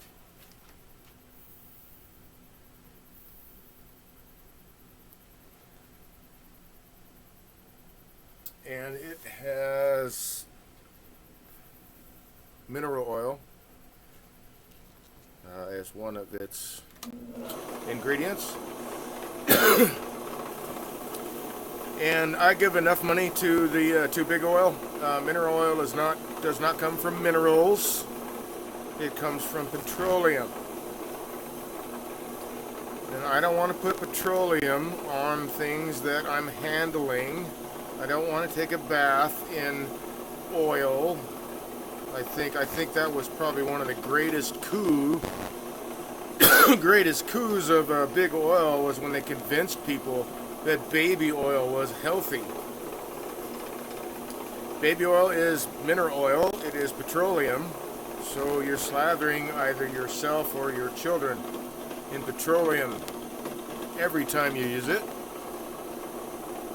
And petroleum products in general tend to off-gas a lot when they're curing. So I can't do that.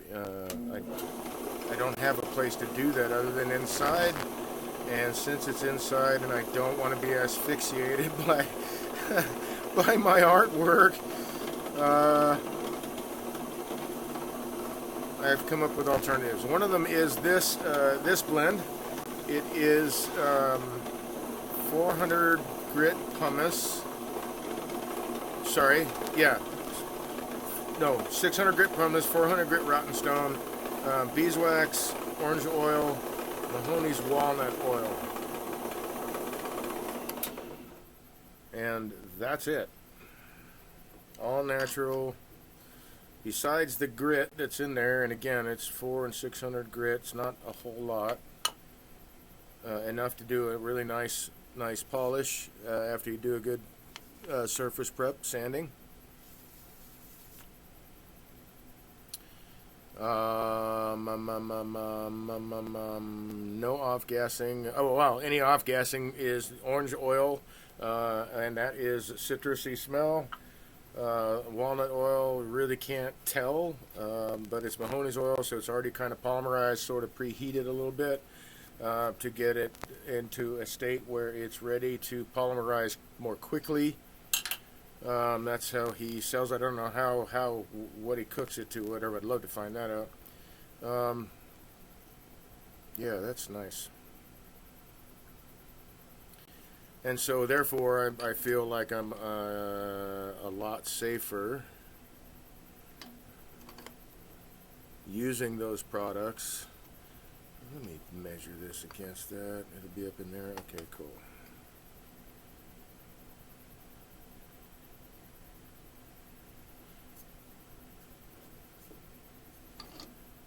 And I just don't want to support. I think we use too many petroleum products as it is. I mean, people do like cutting boards with mineral oil and shit like that, and you know, you're just putting more petroleum in your body, more and more and more and more. And that cannot be a good thing. It can't. In fact, I'm sure it's been proven that it is not a good thing. But that was one of the greatest coups, I think, is they were able to convince people to start doing that shit. Vaseline. Vaseline is a petroleum product. The guy that discovered it used to eat it. Thought it was some kind of panacea. I don't know if he had any ill effects. It was a substance that he would find outside on flanges and stuff from oil yards, oil fields. The oil was going through. It would make this Vaseline would make its way through flanges and stuff to the outside air.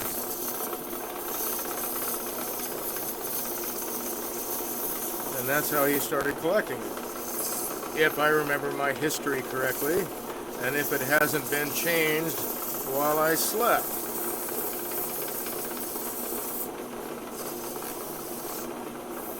There we are.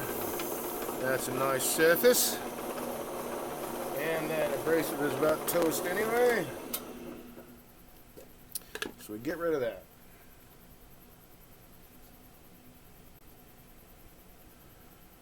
I just wish we weren't being continually poisoned. But we are being continually poisoned. And not only, I mean, you know, not just our bodies, ourselves being poisoned, but being poisoned against each other. And that scares the shit out of me, man.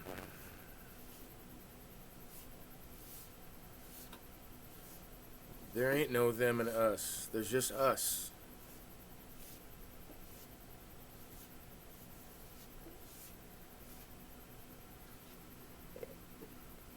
All the rest is craziness and nonsense, man. Our own ego is getting in the way.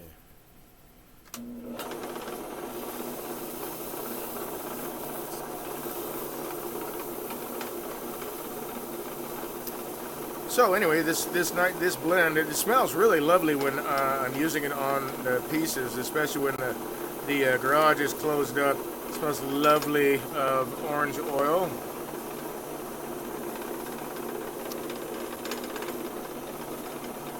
And I think that is a really nice benefit of using this stuff.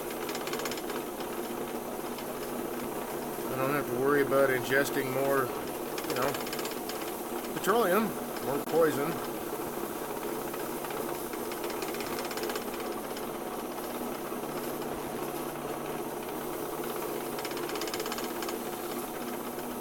I'm not foolish enough to believe that no petroleum was used in the process of getting any of these ingredients to the state that they are. That's ridiculous. I think it should just be a much more sane use of that resource, and not just to line the pockets. Okay, yeah, that really brings that glow out in the woods. Look at that feature right there. How that shows. That looks really nice. Whoops, got a little dust on that dude.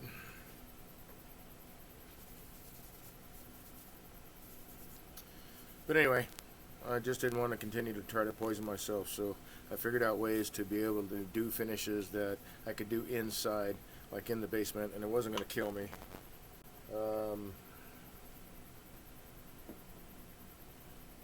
Or make the environment unlivable.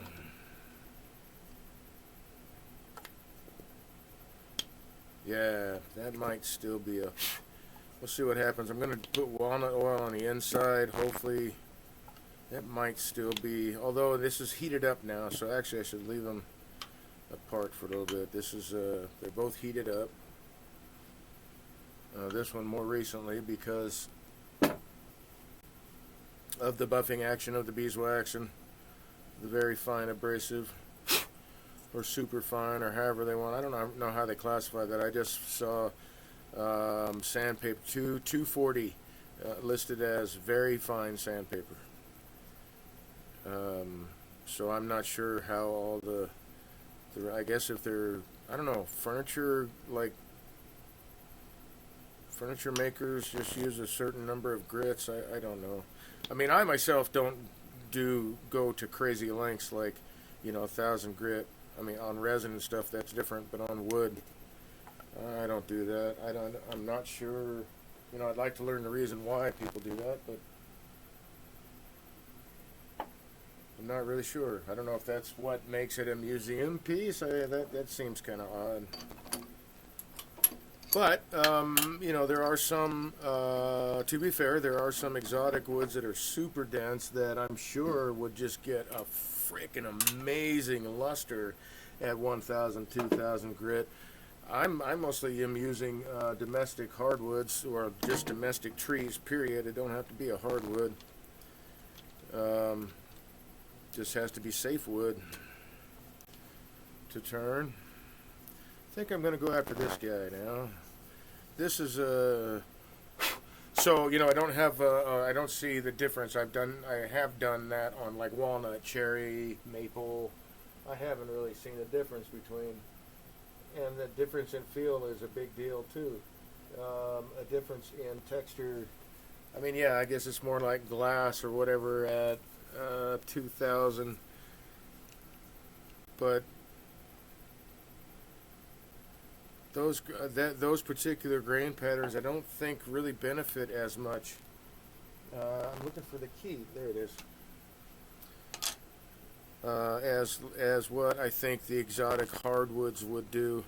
Like for instance, this. This is an exotic hardwood.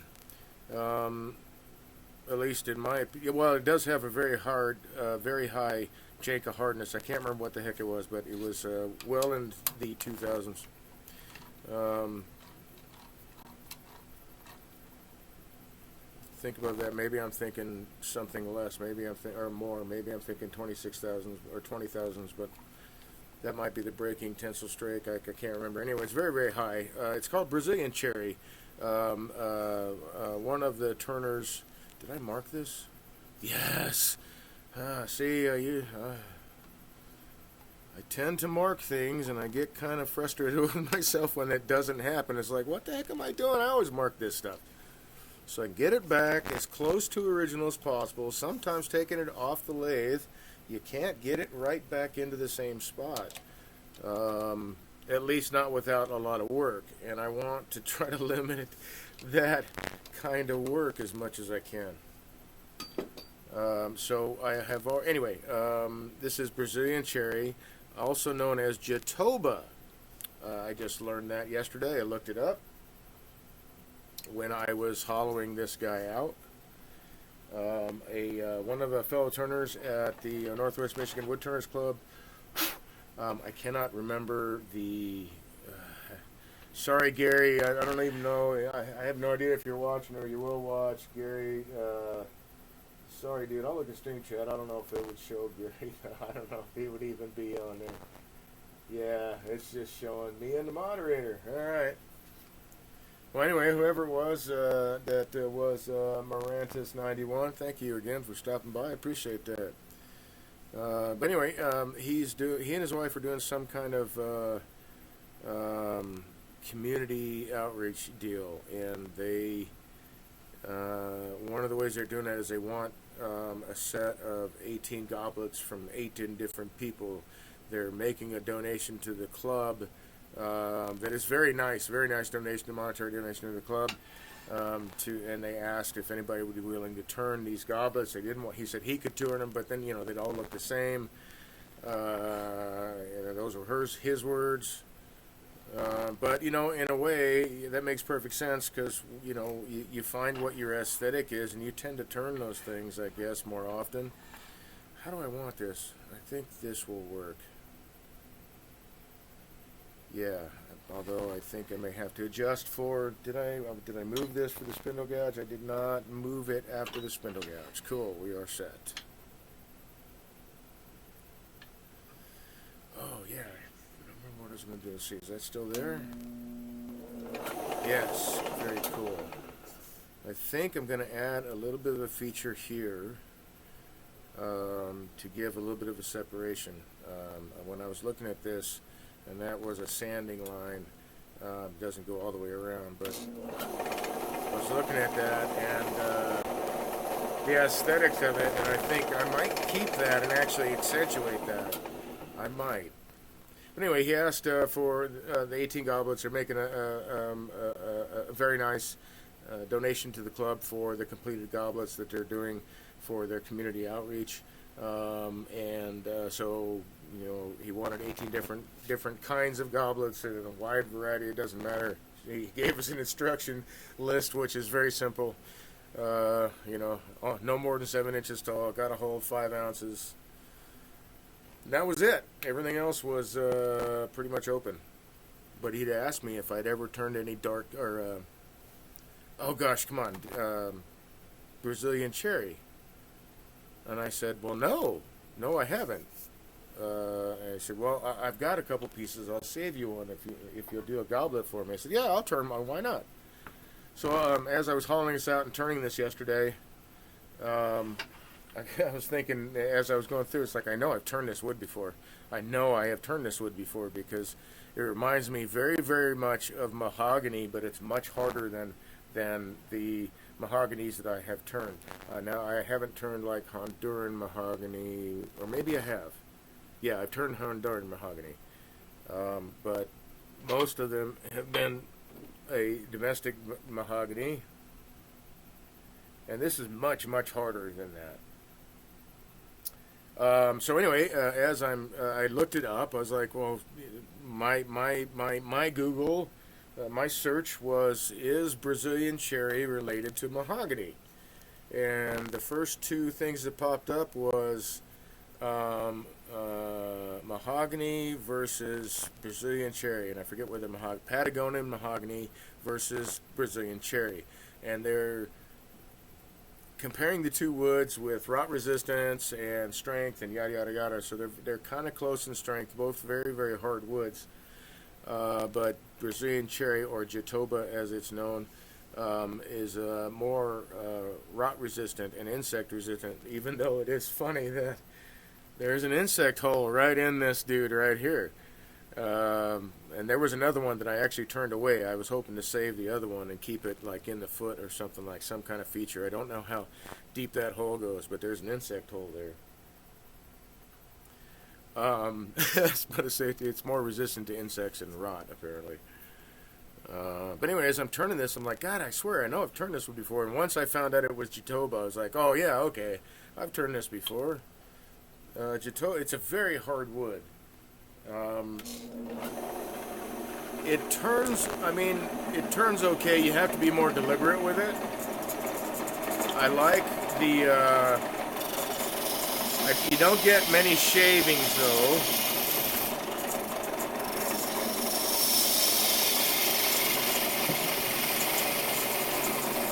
I mean, that's what passes for shavings, is all these little chips here. I mean, it is shavings. They're shaving shaped and curly cute and stuff like that, but they break away really, really fast. So you don't get the long curly shavings off this wood. And I do remember the sawdust having a peculiar, maybe peculiar is not the right word. The sawdust had a distinct odor, even through my filters. And not a bad odor, just it was a little different than other species I've turned before. So it is a nice one to turn. It just is a very hard wood. You will see I also will most definitely be sharpening more often. Alright, is that low enough? That's not low enough. I'm going to take that further down. This is what I really wanted to try to use that. Yeah, there's another split. Damn. This is what I really wanted to try to use that 1/2 inch gouge on, was this stuff, and really test that edge out. So I'll have to find another piece of really hard wood for that. I'm going to get a little bit of thin CA glue and fill that. I know that I'm pretty sure he's intending to use these to drink out of, and he's going to do some kind of process to the inside to not only make them wine safe, he said, but it's going to seal the whole inside, which is good because there's splits and cracks all over in this thing. But it is a very, very hard, dense wood, so I'm not totally disappointed by that. I do know I haven't turned Jatoba that has all these splits like this before, though. Let me, I'm going to grab the thin CA real quick.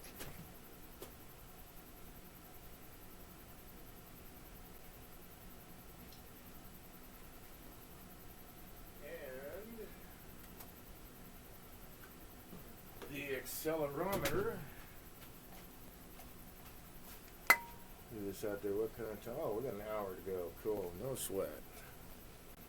No sweaty da. Is there any left in there? Oh, you're going to tell me there's none left, right? There's just the tiniest bit. I just need the tiniest bit. That's all I need. That may be plugged up. I need to get some more thin CA glue. I'm about out. Will that come over the lid? I don't know. Hopefully not in a rush.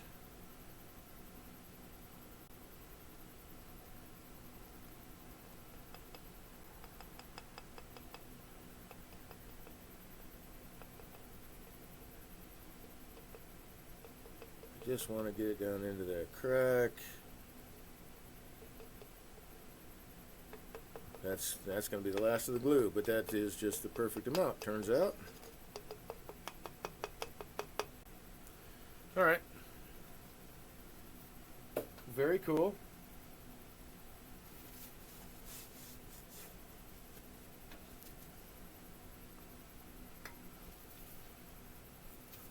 Put the foot on the accelerometer here. Let's get all that sealed up.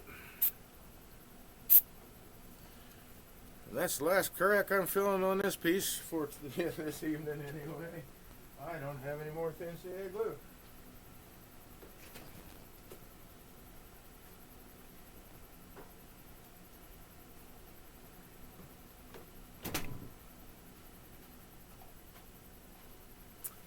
Okay, let's see. I think I want, I know I want that to be, oh gosh, how am I going to do this? Do I want that line there? I'm going to put a pencil line there just to accentuate it for my own eyes and see if I really do like that line. Because what I was thinking was creating this line and carrying it down just to this curve here, which will be fairly, in my mind, easy to do. And just give it that little, or maybe a little bit lower down.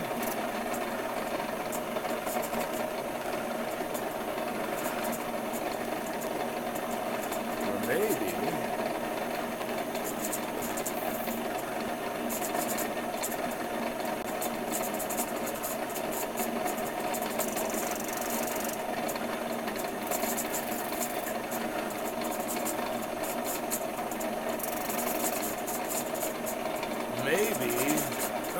I don't know if I want to beat it though. Do I want to beat it?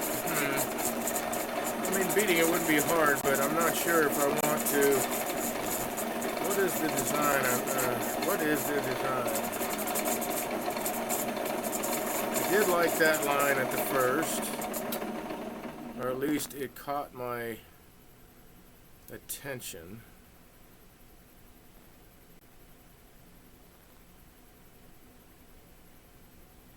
Do I want a plain goblet and just do cool shit down here? Or do I want to add it all together? I think you know what? I think I'm going to add it all together. I want to sand this first. I am going to use a mask for this guy. It is an exotic hardwood, and I do recall the dust being super fine. I'm not going to use air though, and I will take a drink of water now, thank you. Just use my Grex sander as a friction sander on the outside of the goblet here.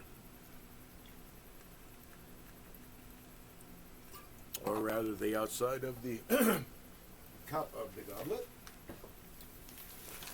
To be more precise. Alright.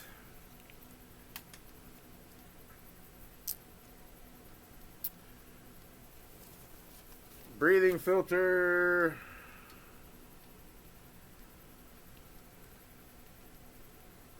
Eyewear. Slow this down.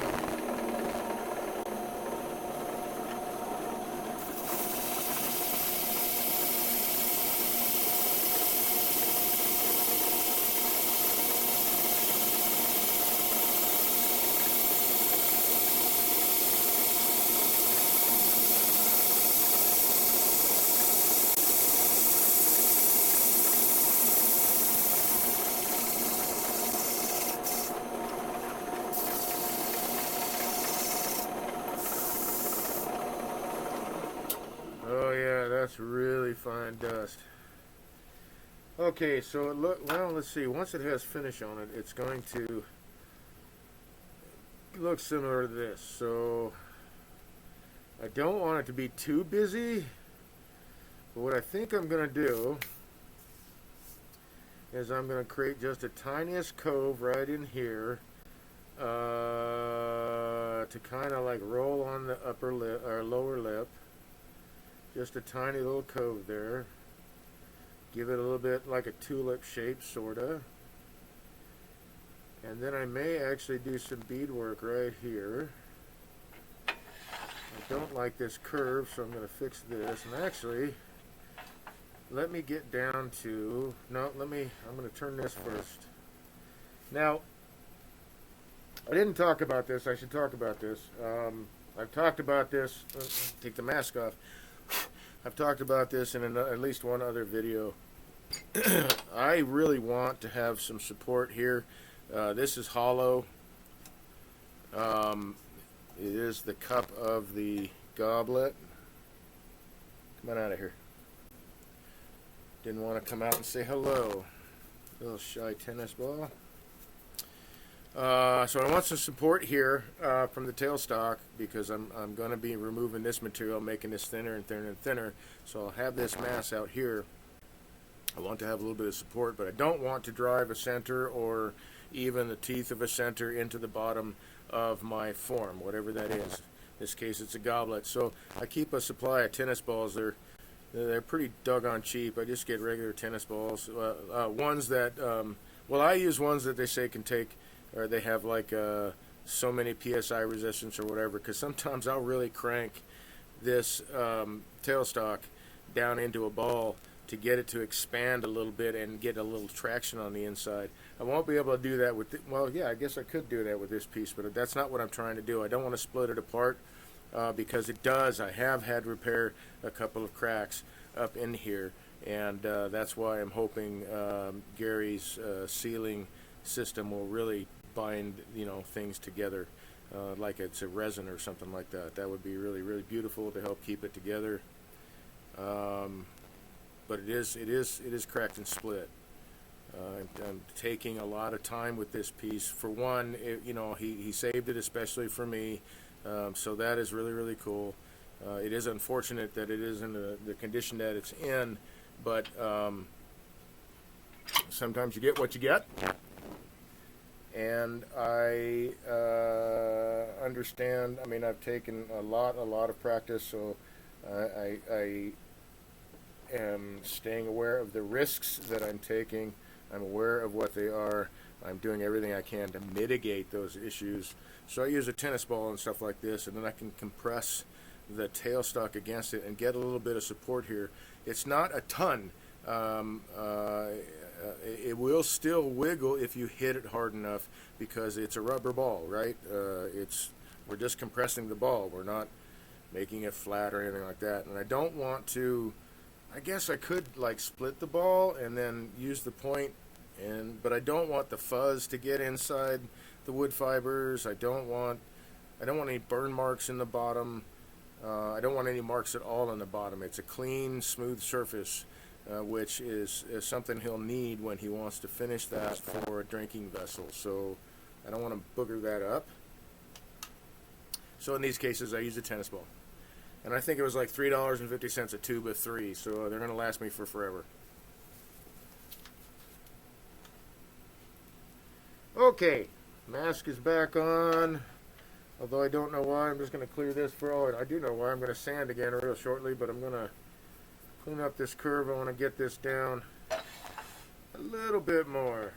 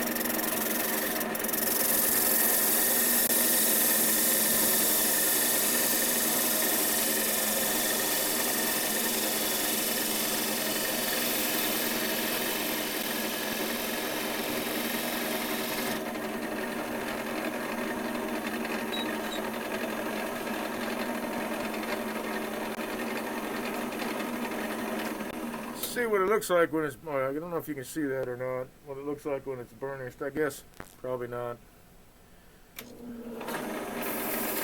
That's not the look I'm going after.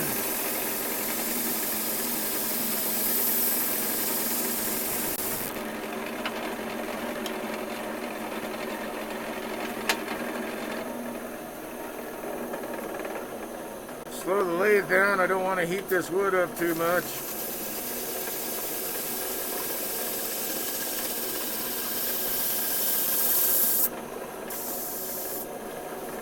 It's already got some cracks in it.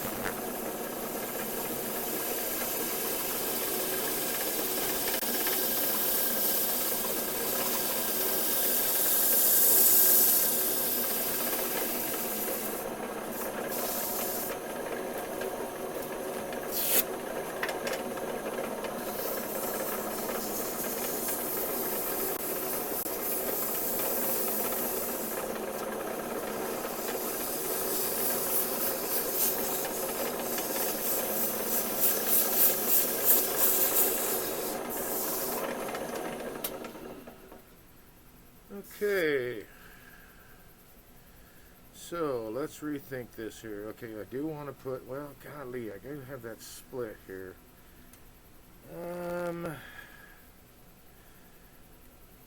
Well, no harm in trying.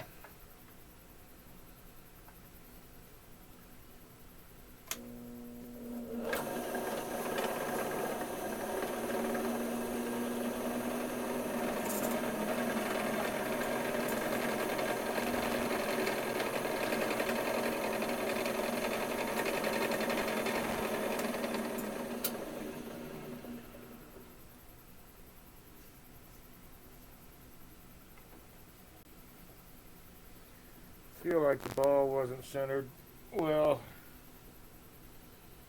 There we go. This seems a little bit better to me.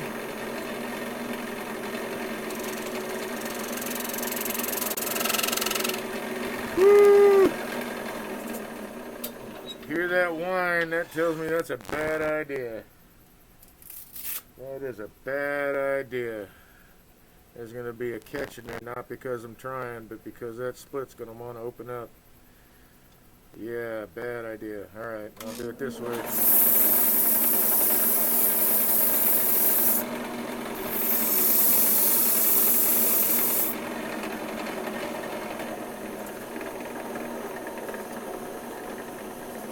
Slow it back down. I don't want to heat the wood up too much.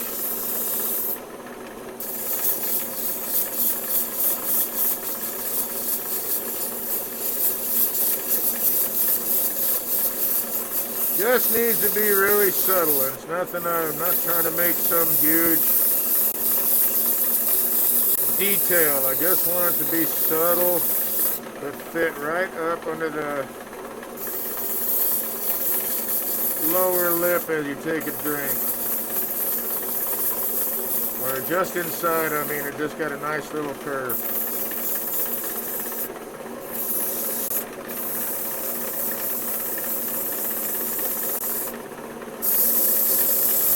Something like this. Just a very slight. Yeah.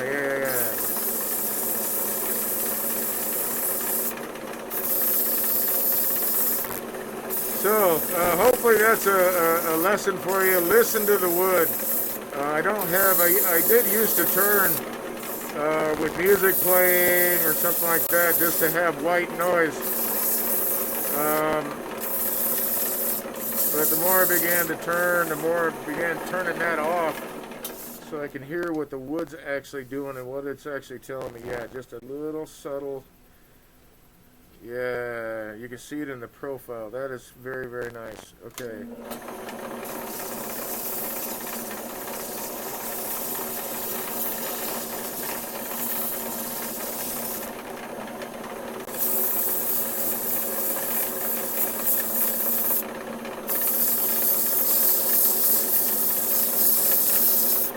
Little subtle detail.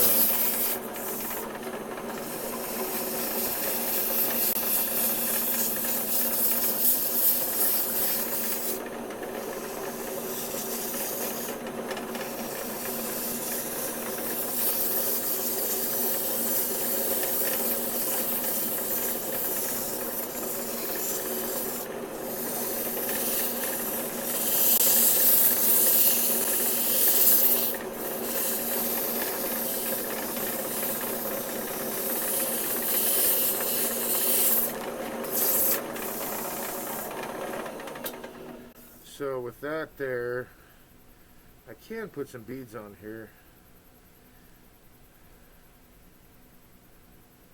Yeah, I think I will. Yeah, I think I will.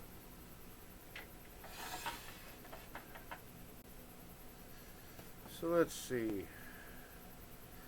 Where would I like them to be? I think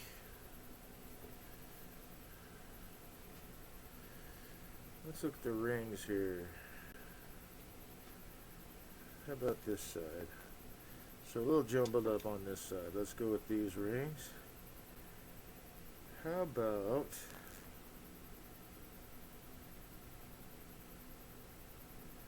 there? There. That'd be a much smaller bead. I don't know that I want it to go down below. Or, these are my choices here. Okay. Oh, that actually... Let's take a closer look at that. Let's see. I need a top-down view.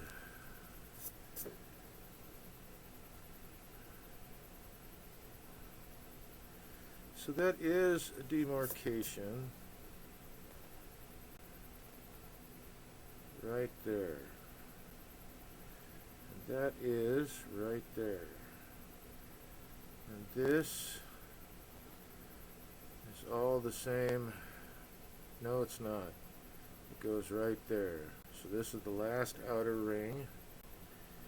But that doesn't quite look right. Oh, it would though if I did all three with the small one. Okay, you know what? I'm going to do that.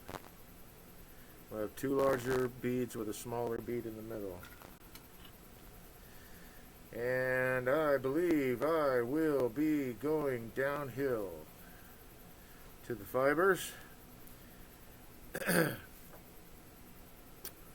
As you should learn, the fibers on the outside is supported by the fibers underneath. You want to cut downhill to the fibers, meaning that you're cutting into areas that have support to take the force of the tool.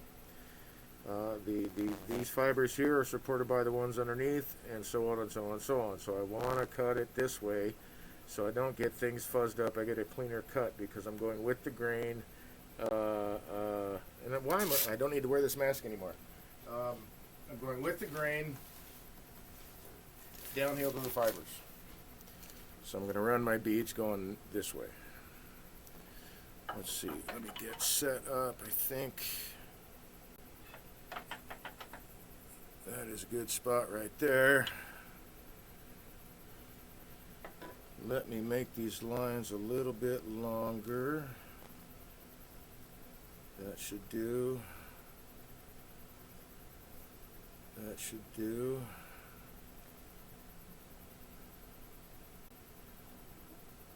Okay. Am I doing on time? 10:22. Alright, so I can still see the lines. I'm going to speed this dude up. That looks about right.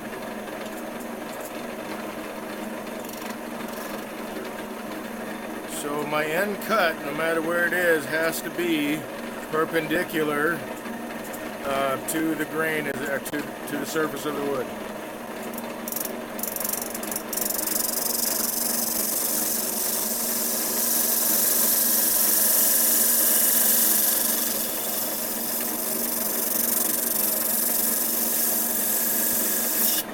Hello.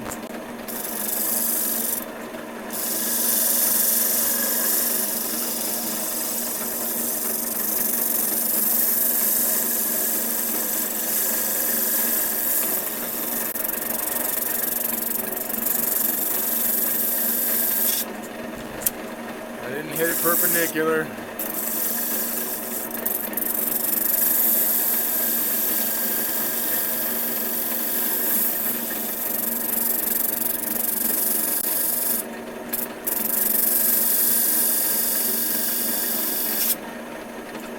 Come on now, Dave, you got this.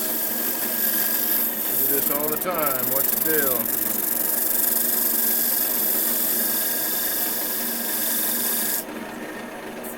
So there is going to be subtle rings. It's not a super thin-walled goblet, but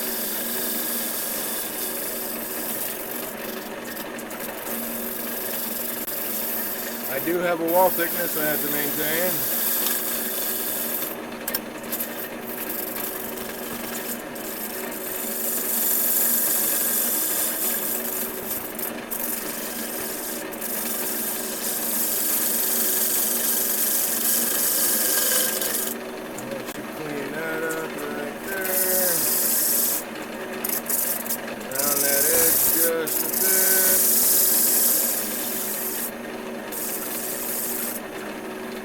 That edge is rounded, and I think that'll look pretty nice. So let's take some abrasive.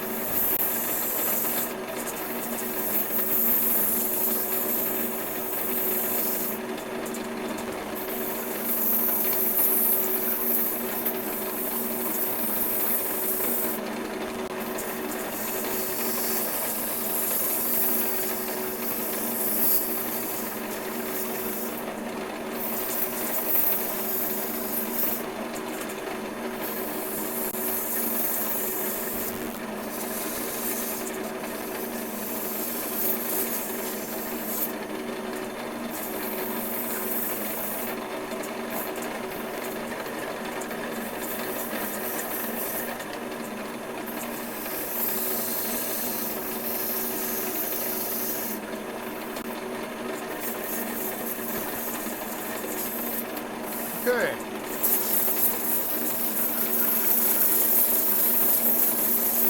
think I might have one pencil mark I needed to get rid of.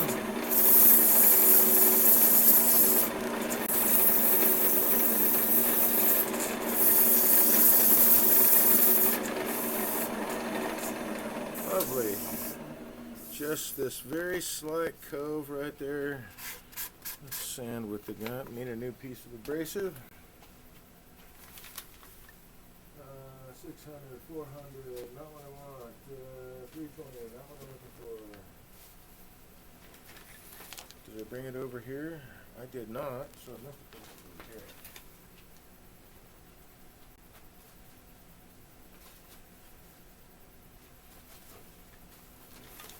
here. $220. So I'm going to sand with the grain now, just by hand really quick. That's too many pieces of abrasive. I do not seem to have that dude. Alright.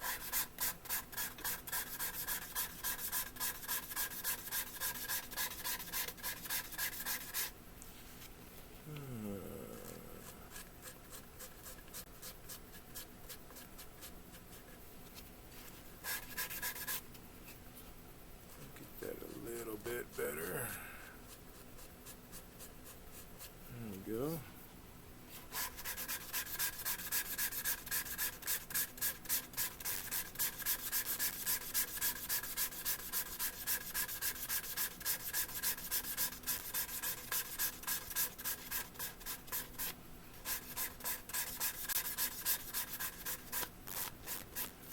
Because I think I might buff this before I put finish on it. I don't know. That thought just popped into my head.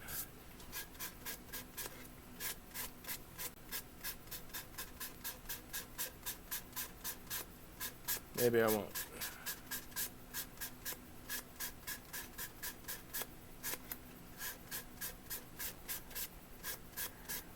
I don't know how.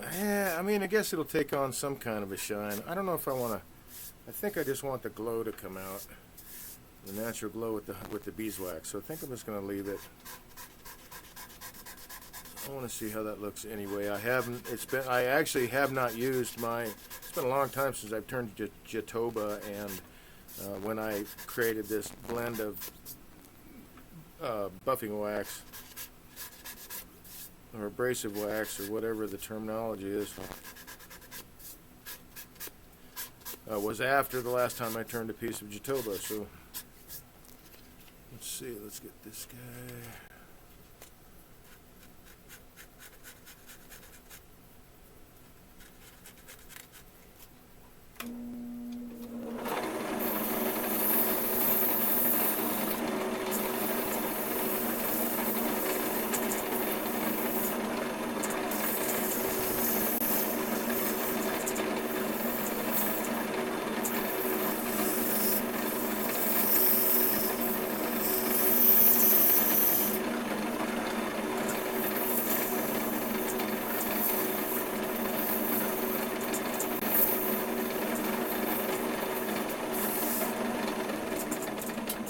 Didn't quite get that one.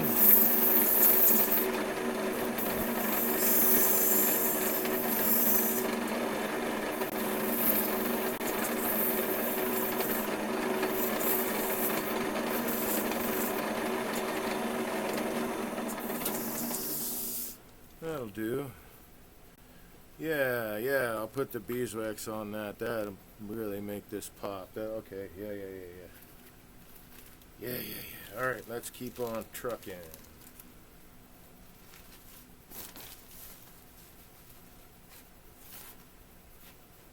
I wasn't sure if I'd be further along than this tonight, but this is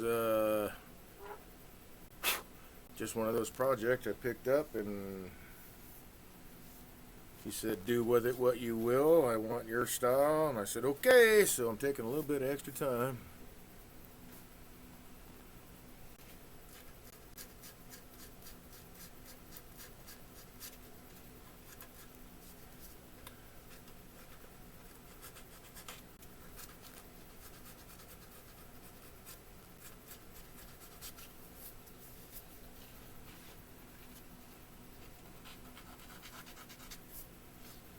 Besides, man, turning is fun.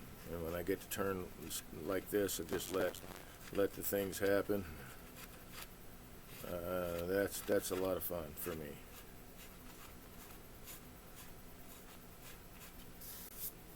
All right, let's rotate this dude. See what else we got. The rest looks okay, except for that little spot.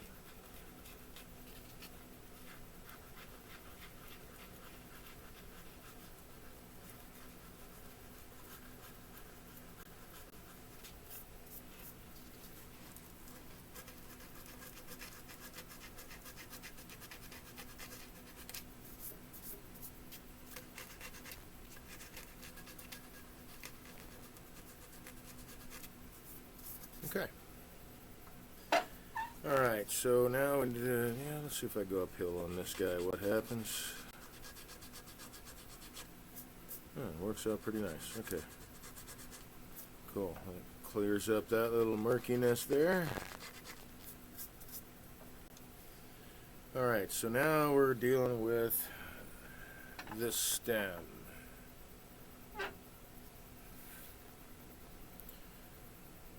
I like these features. It's really nice. I don't think I have to get like super crazy with the detail.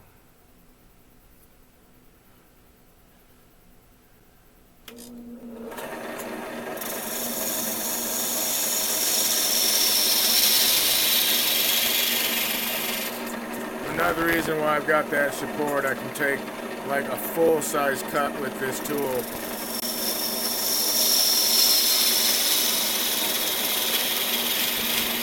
Really hug off some material and have the support.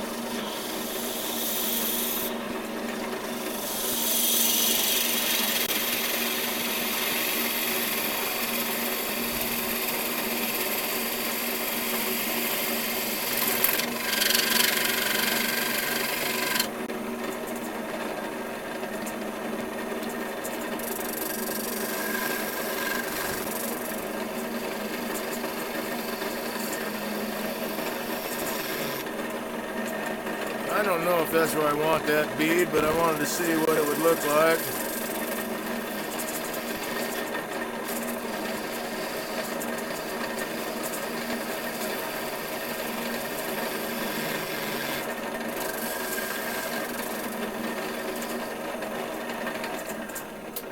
I think I want a thinner stem, actually. Oh, and that's getting chunked up anyway.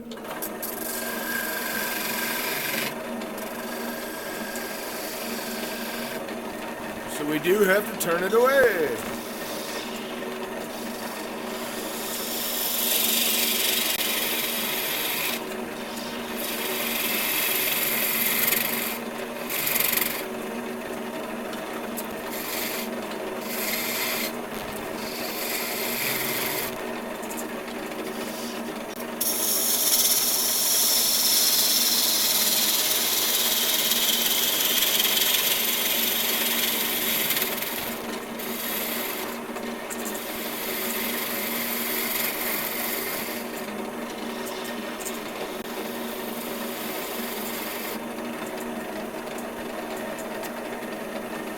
It's about time to put a new edge on it.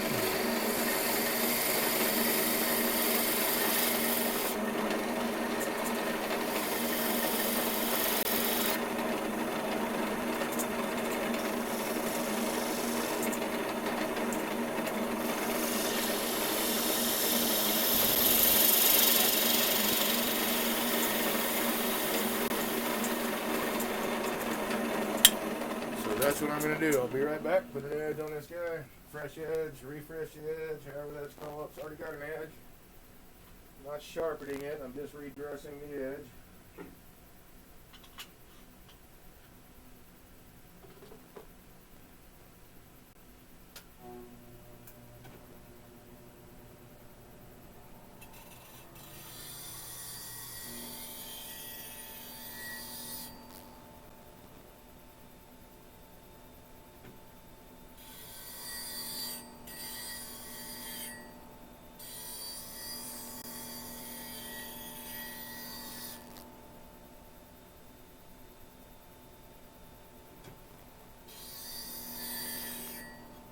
Profile was just a little bit off.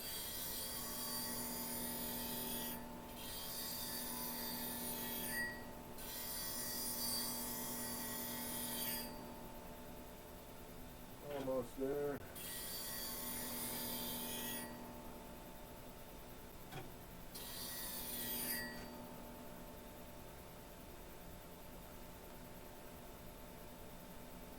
Okay, that'll do it.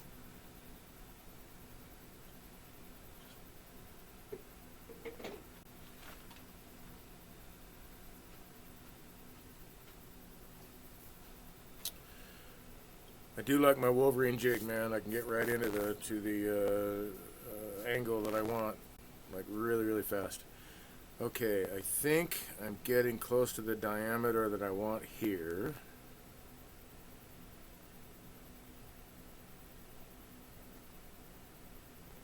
Yeah, I think.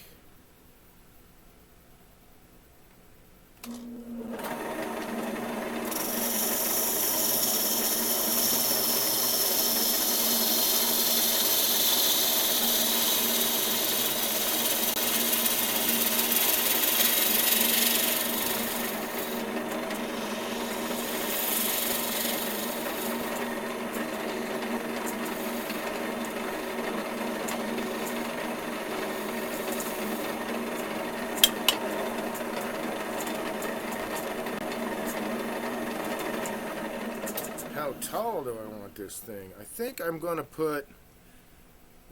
do is I'm going to put a little, a sphere towards the bottom, I think. No, maybe not. I don't want to put it here. Decisions.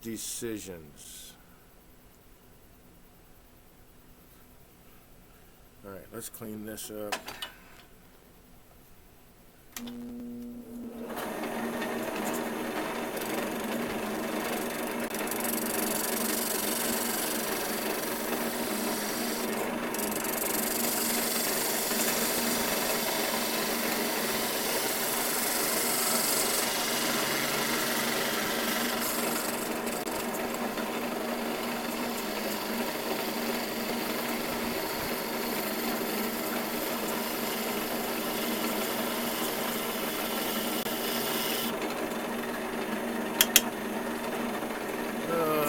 Quite the curve I was after.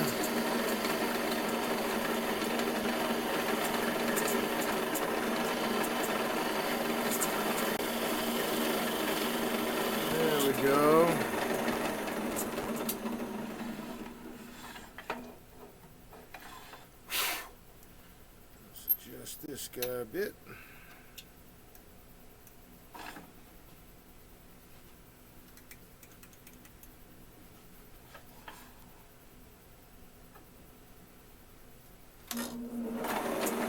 Let's see, I think I'll take it to here.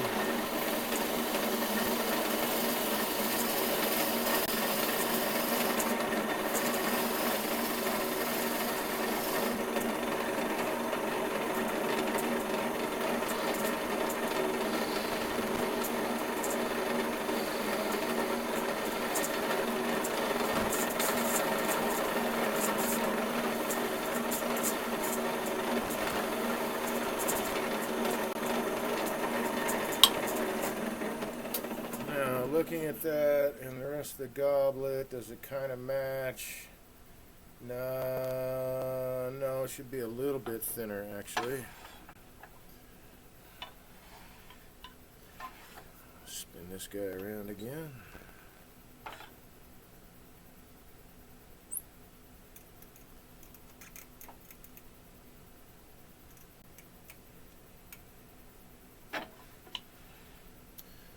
Take it down just a little bit more. Wrong side. Is that close enough? Yeah, that'll work.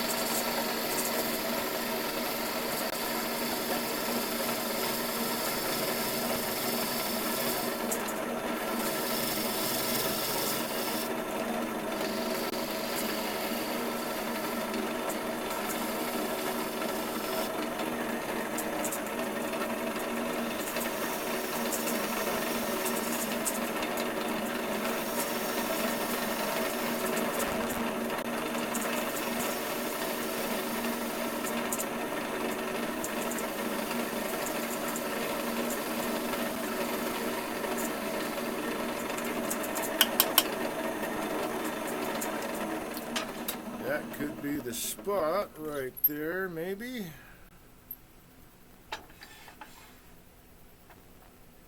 Yeah, I think maybe. And I also think I'll turn this guy around this way. All the way this way. There we go.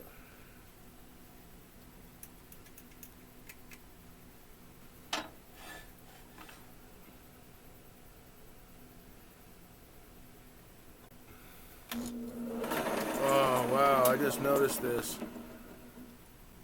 Look at that. You can see that's some insect damage in there. Well, didn't see it till too late, so maybe some of that feature will stay with the wood. We'll see.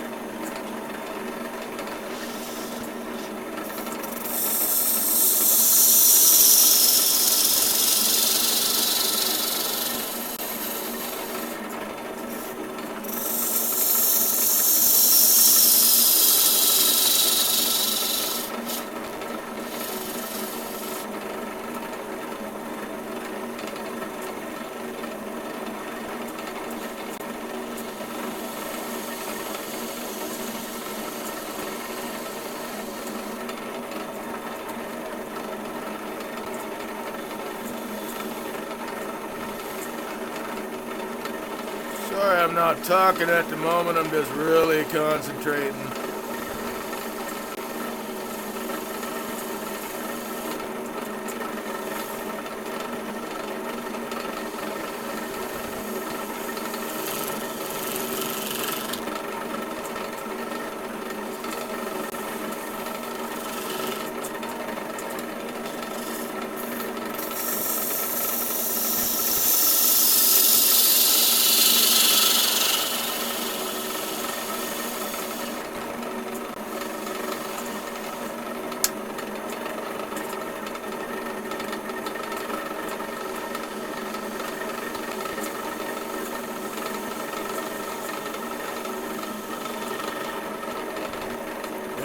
go. That's more what I was after.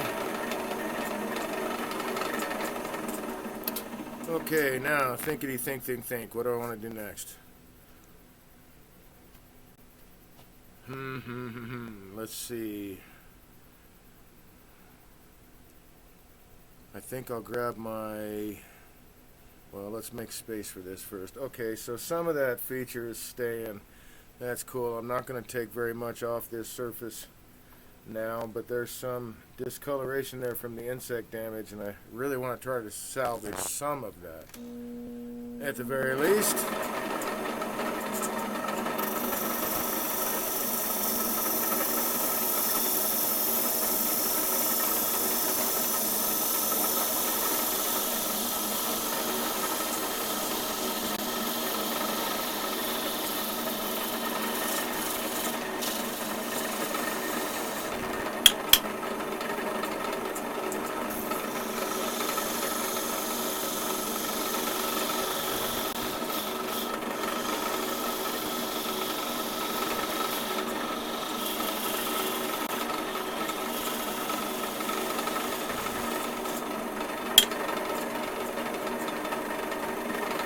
Okay, am I going to make that a fillet? No, I think what I will do, I want to get a different angle on this guy.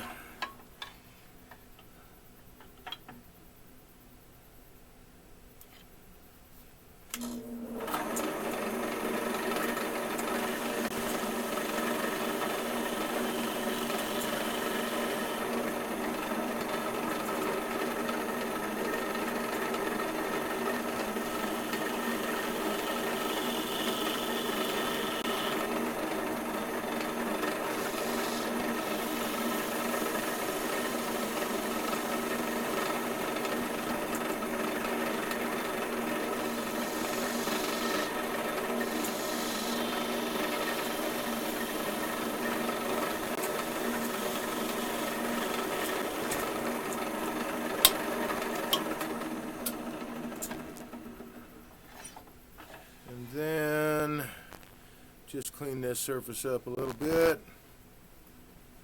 Yeah, there's some nice discoloration still in there, so very cool. Oh, maybe not that much of an angle. How about that?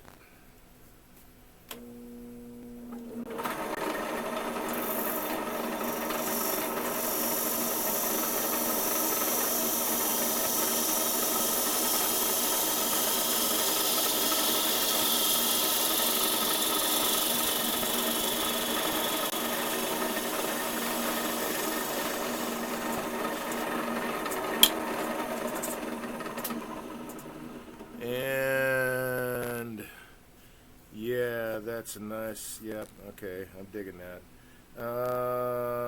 Do I add in a feature down here? Hody-dody-do. I think not. I think we'll leave it the way it is. I will slightly bevel this edge when I have the thing turned around. So, a little bit of abrasive and a little bit of maskage.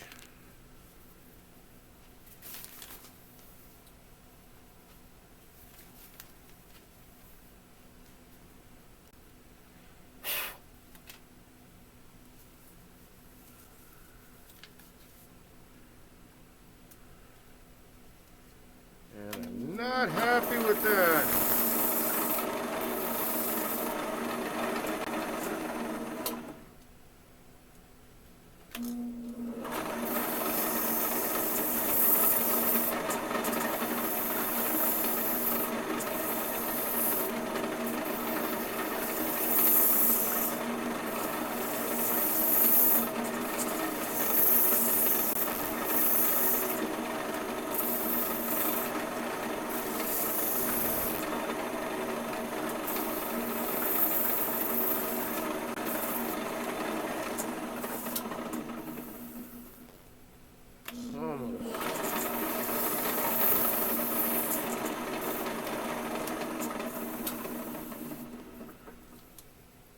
Had a tool mark I didn't want there.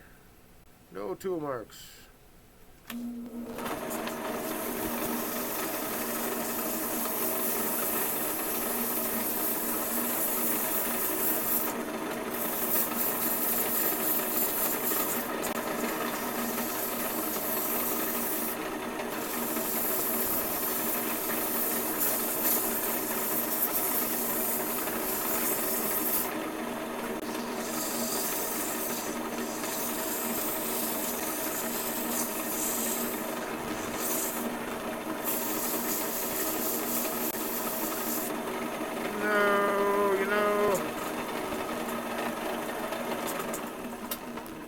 that has to be just a tiny bit thinner. Let's turn this guy around this way. A little bit smaller diameter.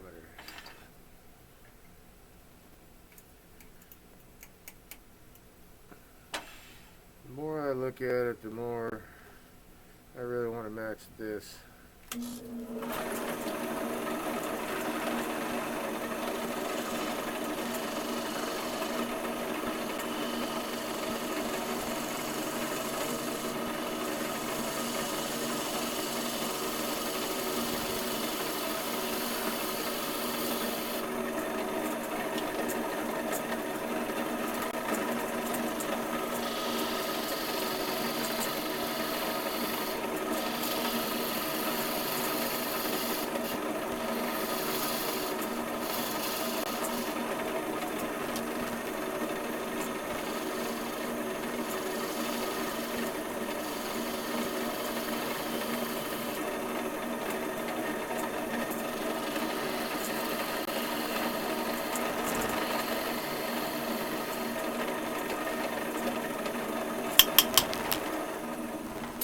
Yeah, that looks more appealing.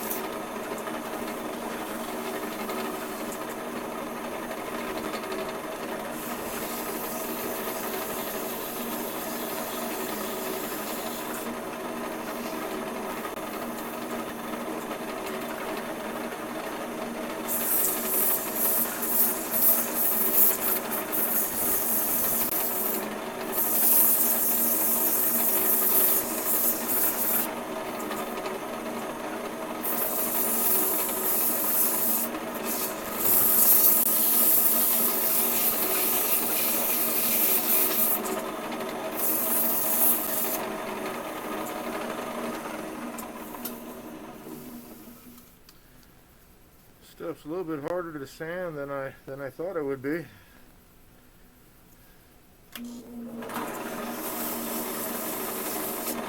But it is a hard wood.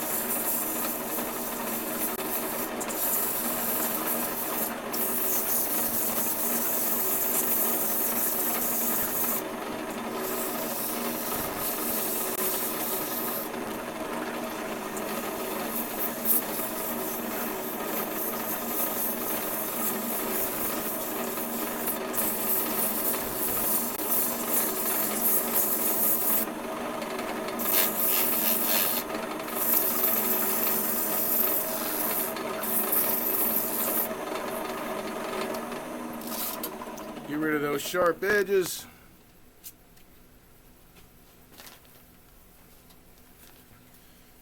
Just sanding that one piece, that piece of abrasive is toast, man. Okay, gonna put some buffing balm on, man, and watch it explode. This will be cool. And right at the end of the broadcast, how cool is that?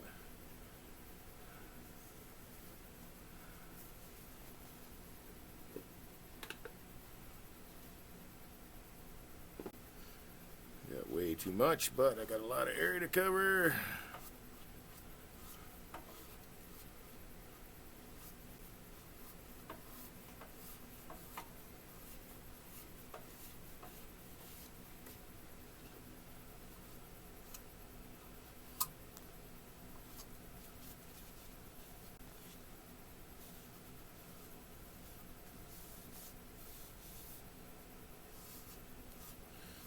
What's nice is a little of this goes a really long way, and it really does do a nice job polishing after, you know, your surface prep sanding and all that.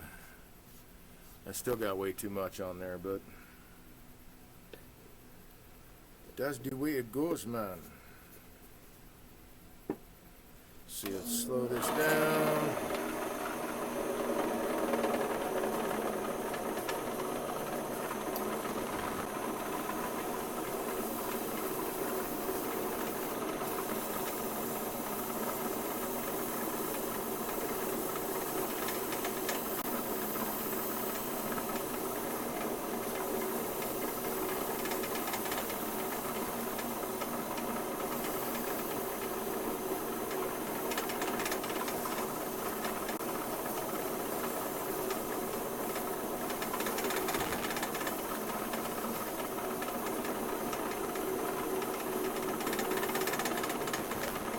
So hopefully you can see that, you know, just subtle detail can do some amazing things with the pieces that you turn.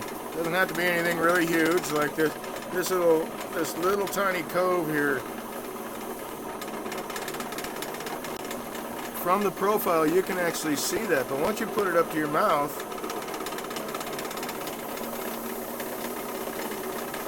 well, my hope is it'll feel more normal, you know, like it's tipping up into your mouth. I don't know if that was even on camera. So just kind of tipping up. Anyway.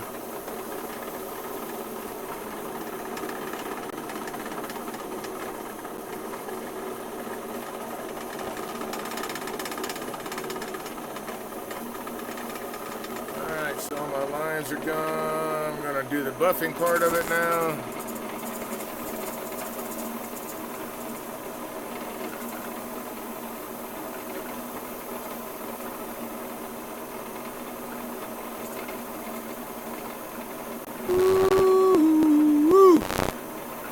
That gets warm.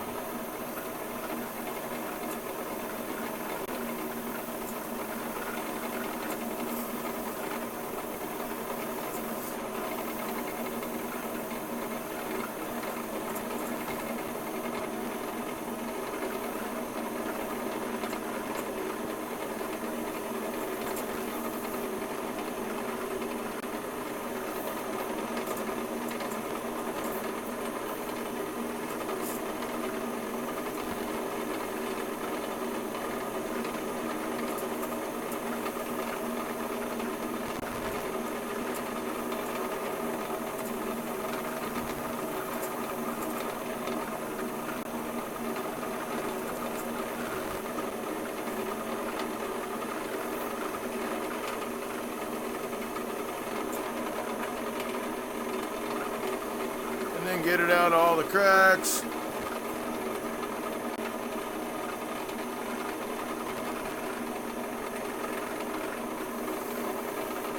I'm sorry, cracks, all the grooves.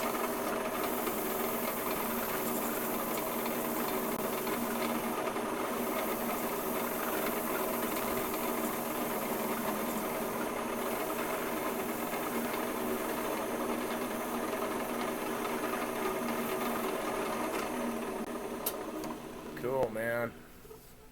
Oh, jeez. Wow, look at that.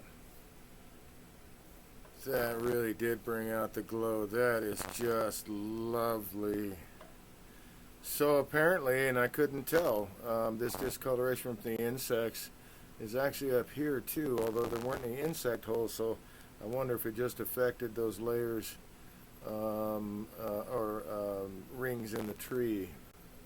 Interesting. So I'm going to flip it around. I'm going to finish off the bottom, and then this dude is a done deal, man. And if you want to hang around, cool. I always appreciate the company. Thank you very much. Just about ready to wrap this dude up.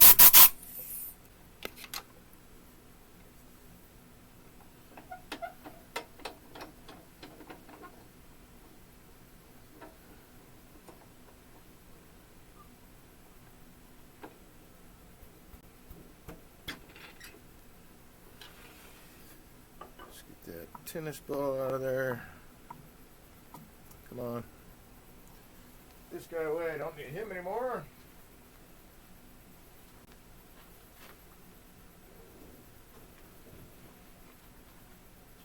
Or her, whatever, however that works out.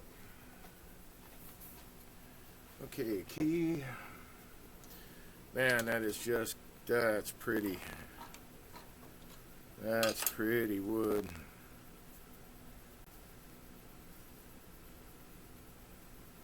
Wow. And then just the subtle detail really sets it off. That's freaking gorgeous.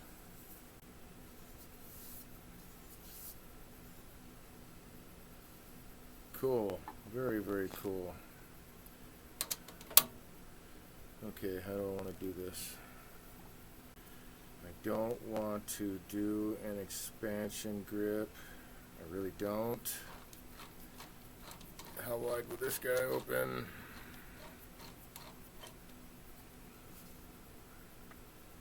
Plenty wide enough to get some cardboard in there. Alright, I will step inside really quick, get a piece of cardboard. I'll be right back.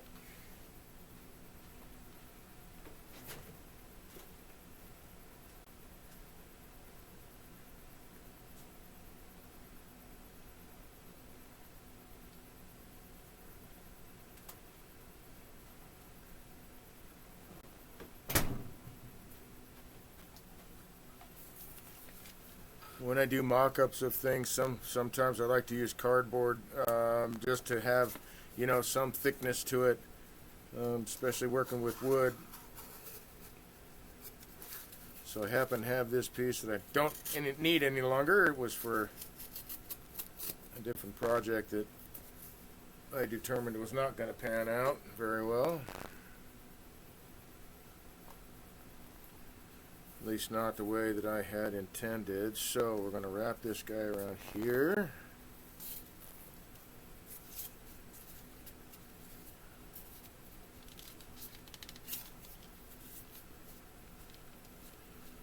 Maybe a little tighter if I can manage it.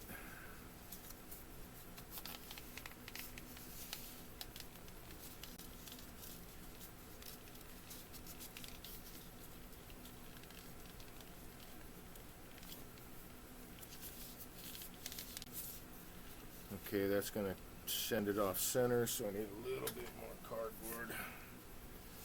We will figure out how much here in a second.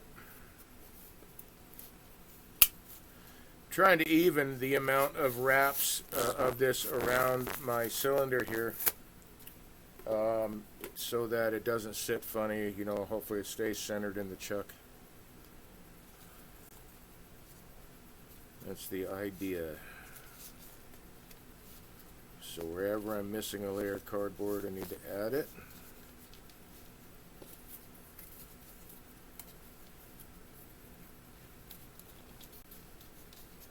Be about that much.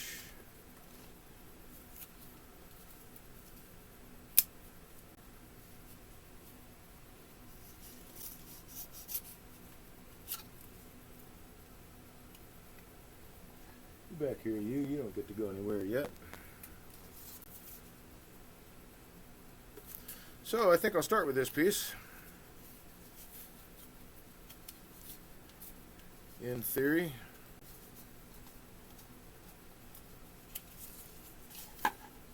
No, I won't. I can't hold on to that and hold on to this and to the goblet. Because I was born a human being and not an octopus, I guess. Hello, fly.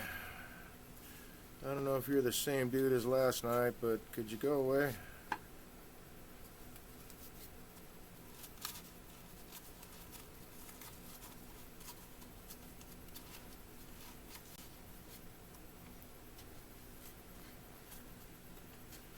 So maybe just one layer of cardboard. Alright.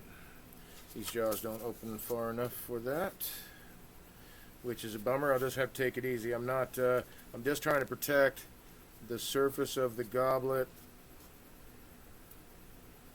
from the jaws of the chuck, and it's not going to be a death grip anyway. It just needs to have enough hold to keep the goblet centered, and I'm going to take some light cuts on the bottom to remove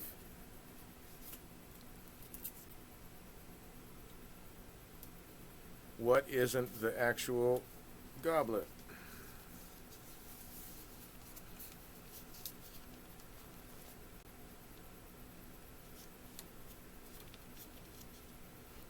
But I've used leather, I've used, what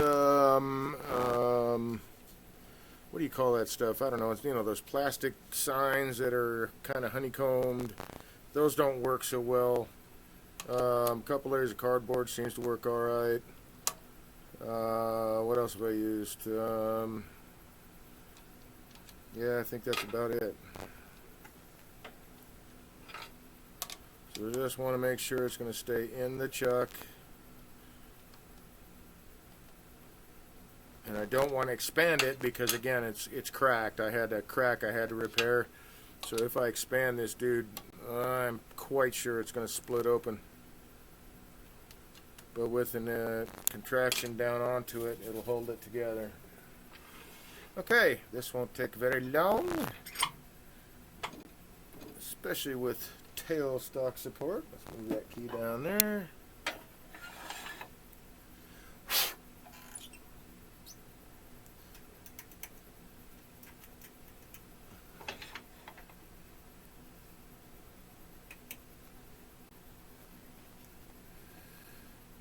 See about it running true here. Oh yeah, baby. Alright, very good. I forgot one thing. I was going to put a slight angle on that. So I'll do that first.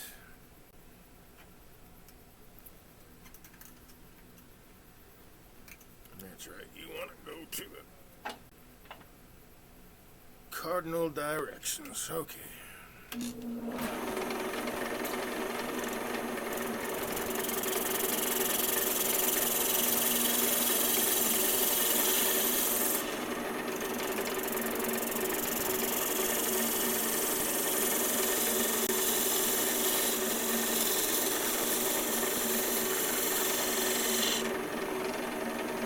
Then a slight curve on the bottom.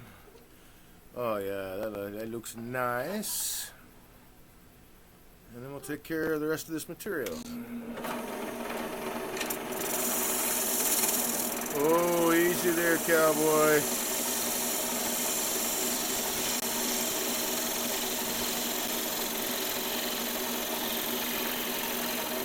Light cuts.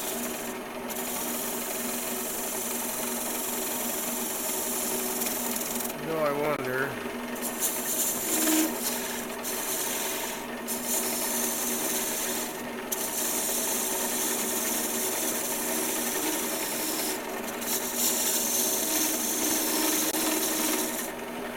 take it down this way and then take the last pass across the face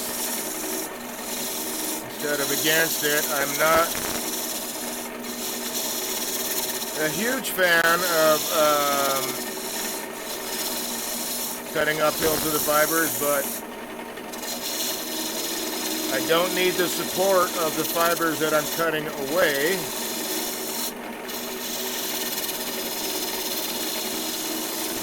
So they can just fly off.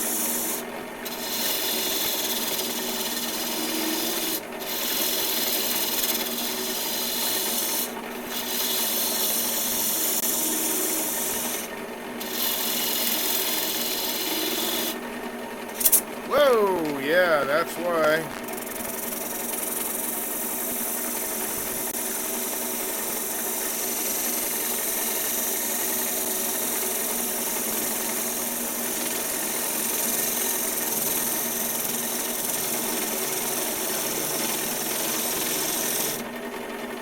Oh, and the tool is dull now that I take a look at it. So let me run it in on a grinder real fast.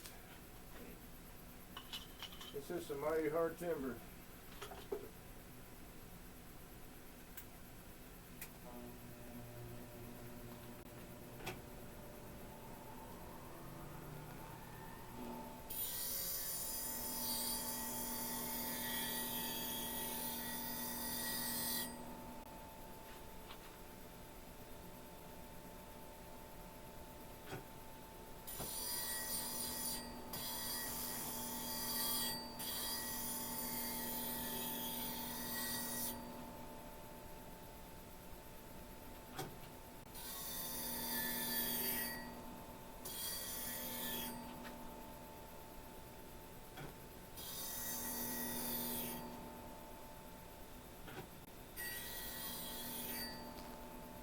Dang.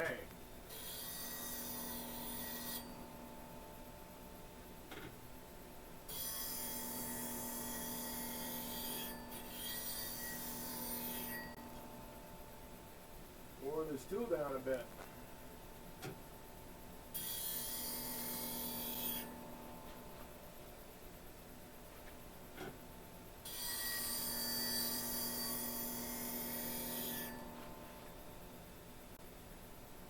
So working on the profile again, just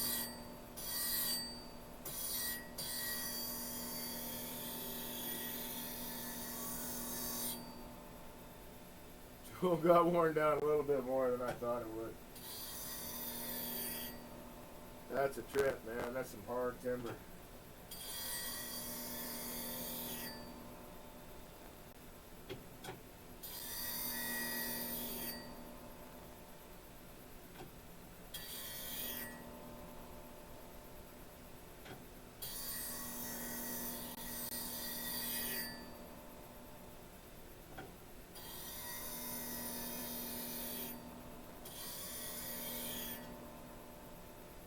Goodness.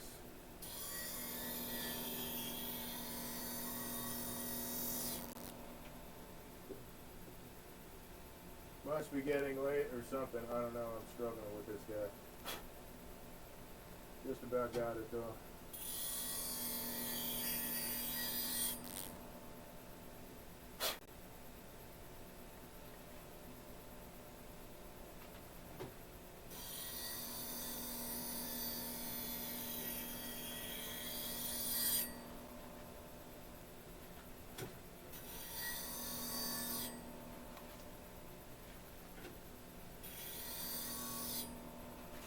This mysterious hump that I'm trying to get rid of.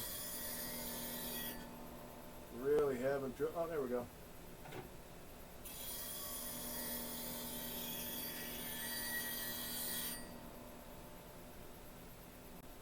Didn't do it.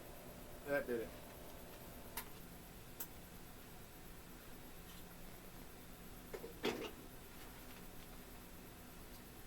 Got a little hump in the tool right near the nose.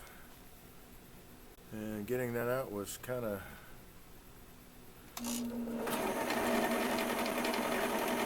difficult. Whoa, that's hot. Let me cool this off.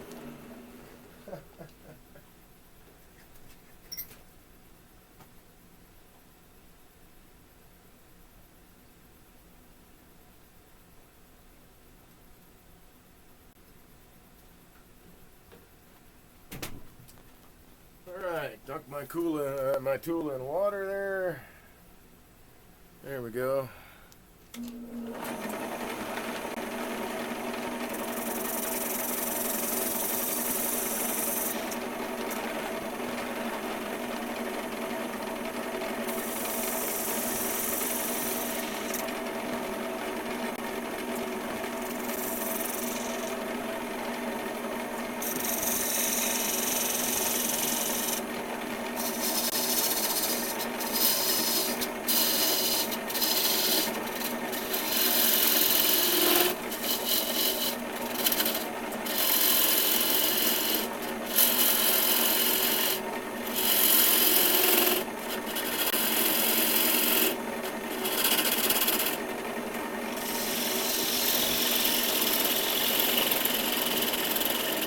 Okay, now.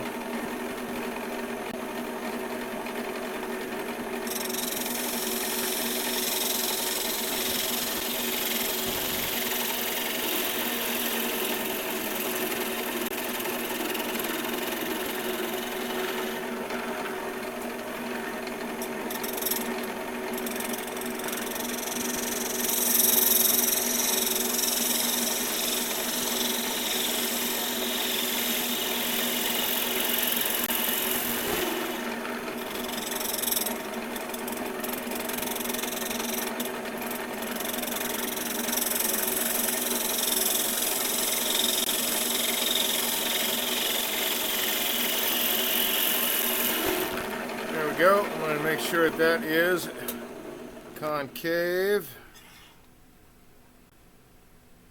And it is. I think I'll go a little bit more in.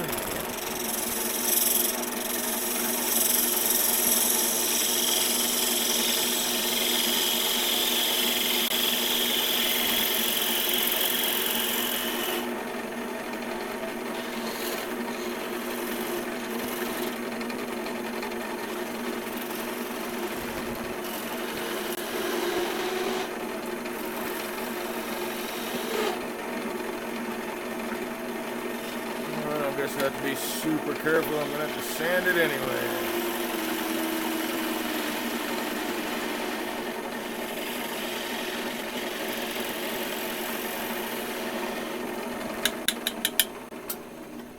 Alright, so that's the bottom. Now I'm going to cut this nub off and sand that bottom to get rid of the leftover little nubby part. And then I guess I'm supposed to sign it too, so I'll sign it.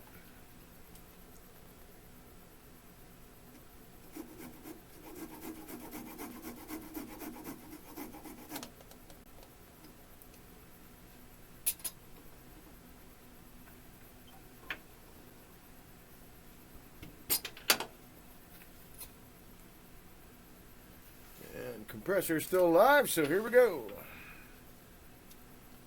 Let's take this out first.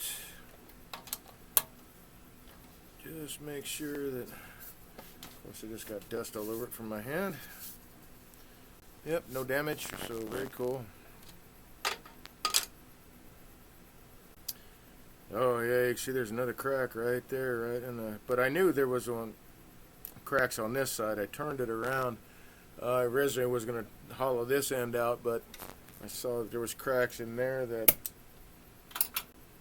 well, on both sides. I wasn't sure which side they would show up more prevalently in the actual cut part of it. There was one good one. Of course, now I can't see it from the outside. Turns out I can't see it from the inside either. Oh, maybe that's it. Well, anyway. So there was a split, a couple of splits here. I got rid of most of them except for, there it is, except for one, two. There's two. There's a couple on this end. But, oh man, I forgot. I got to sand that.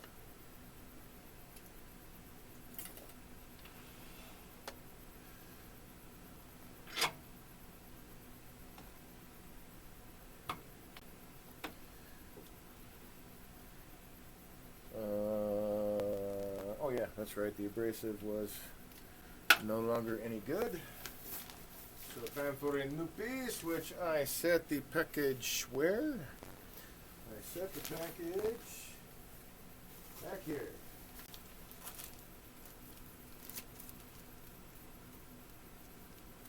Come on. Open, open, open, open, open.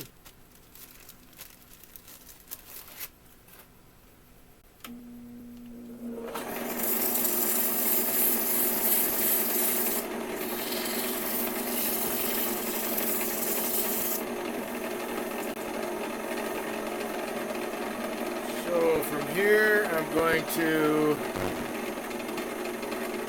buff this dude out.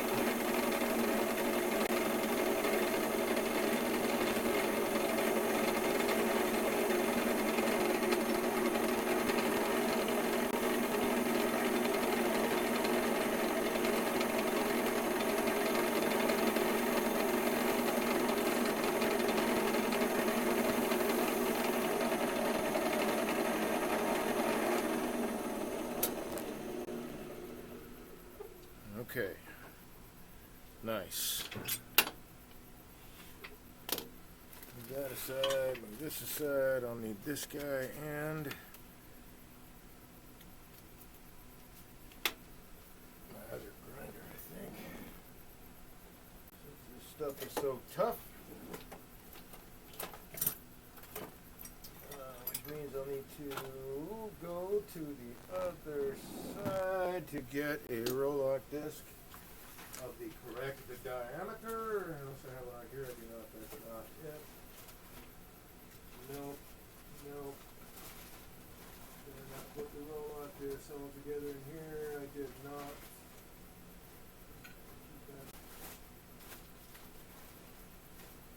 So I think they are over here.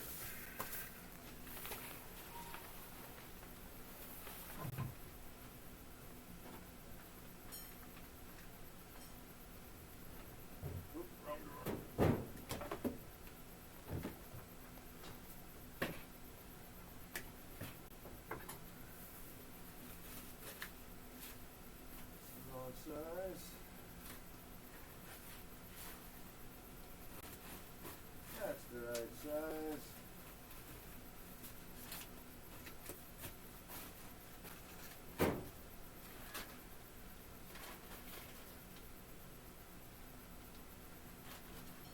It goes out for tomorrow for other projects. And away we go.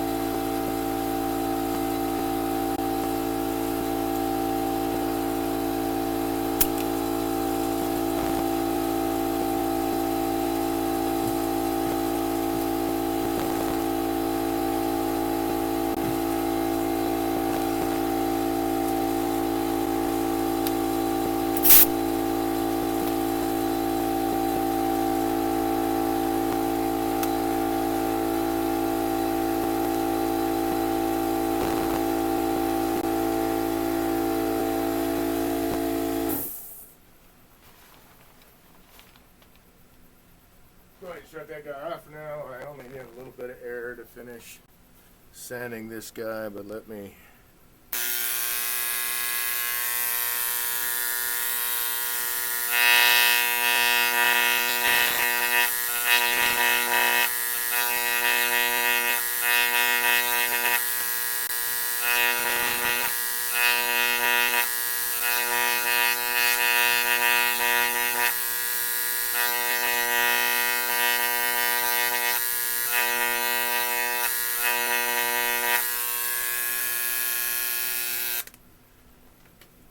Very hard to do that with, too.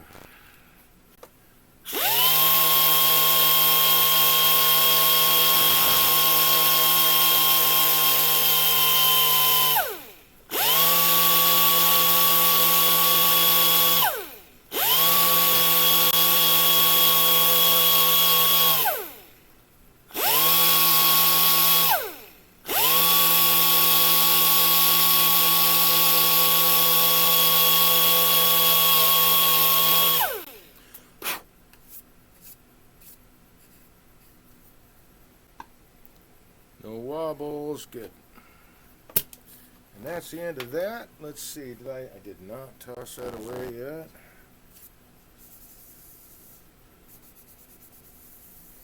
Yeah, I need a little bit more of that.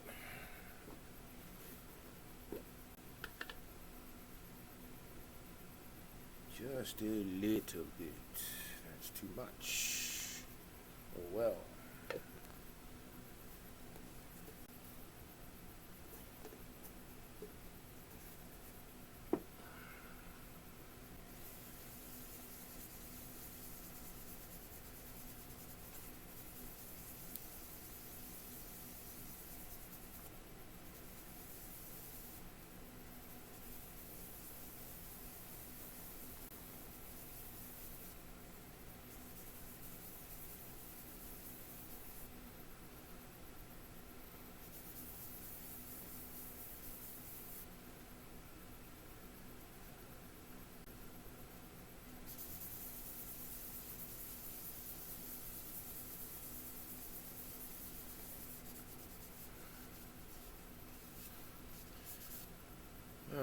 Very nice. So very, very lovely Brazilian cherry. You can see that discoloration. I don't know if that's part of wood, but there was definitely, and there's just a hint of the insect tunnel right down there, but there was insect damage. So I don't know if the discoloration is because of the insect damage or not. But I'm going to go with yes, because in general the rest of the wood is cherry golden colors. It's just in these few rings that dark color shows up. So I'm just going to say yes. But anyway, there we go. Yay! Another successful turning. I think that is a very nice goblet. And I hope you agree.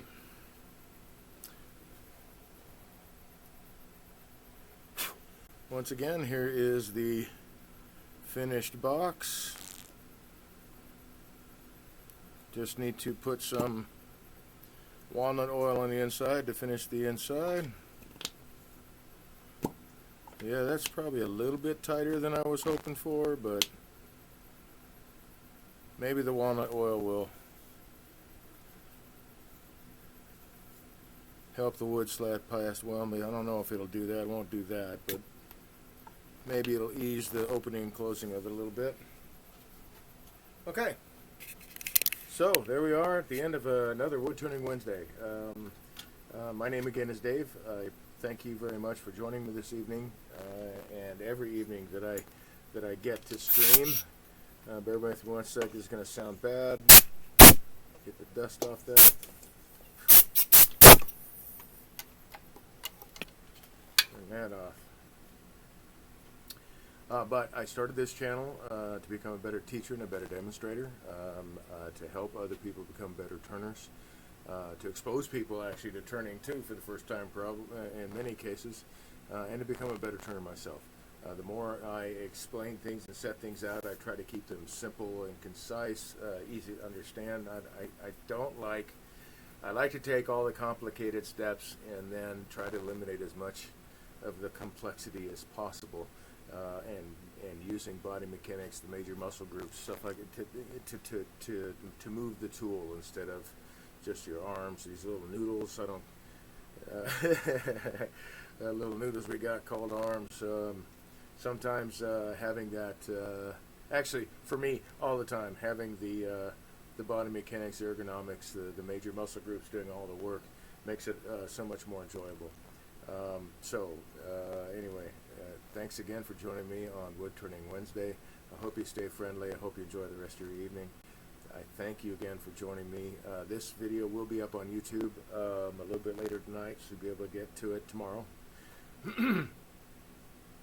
And please like and subscribe on YouTube, and I do hope you consider joining this community and following this channel. You'll get all the notifications when the streams go live, any updates, stuff like that.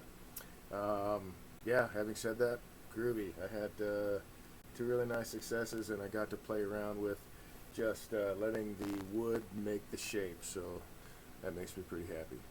Hope you're happy too. Thanks again. Good night.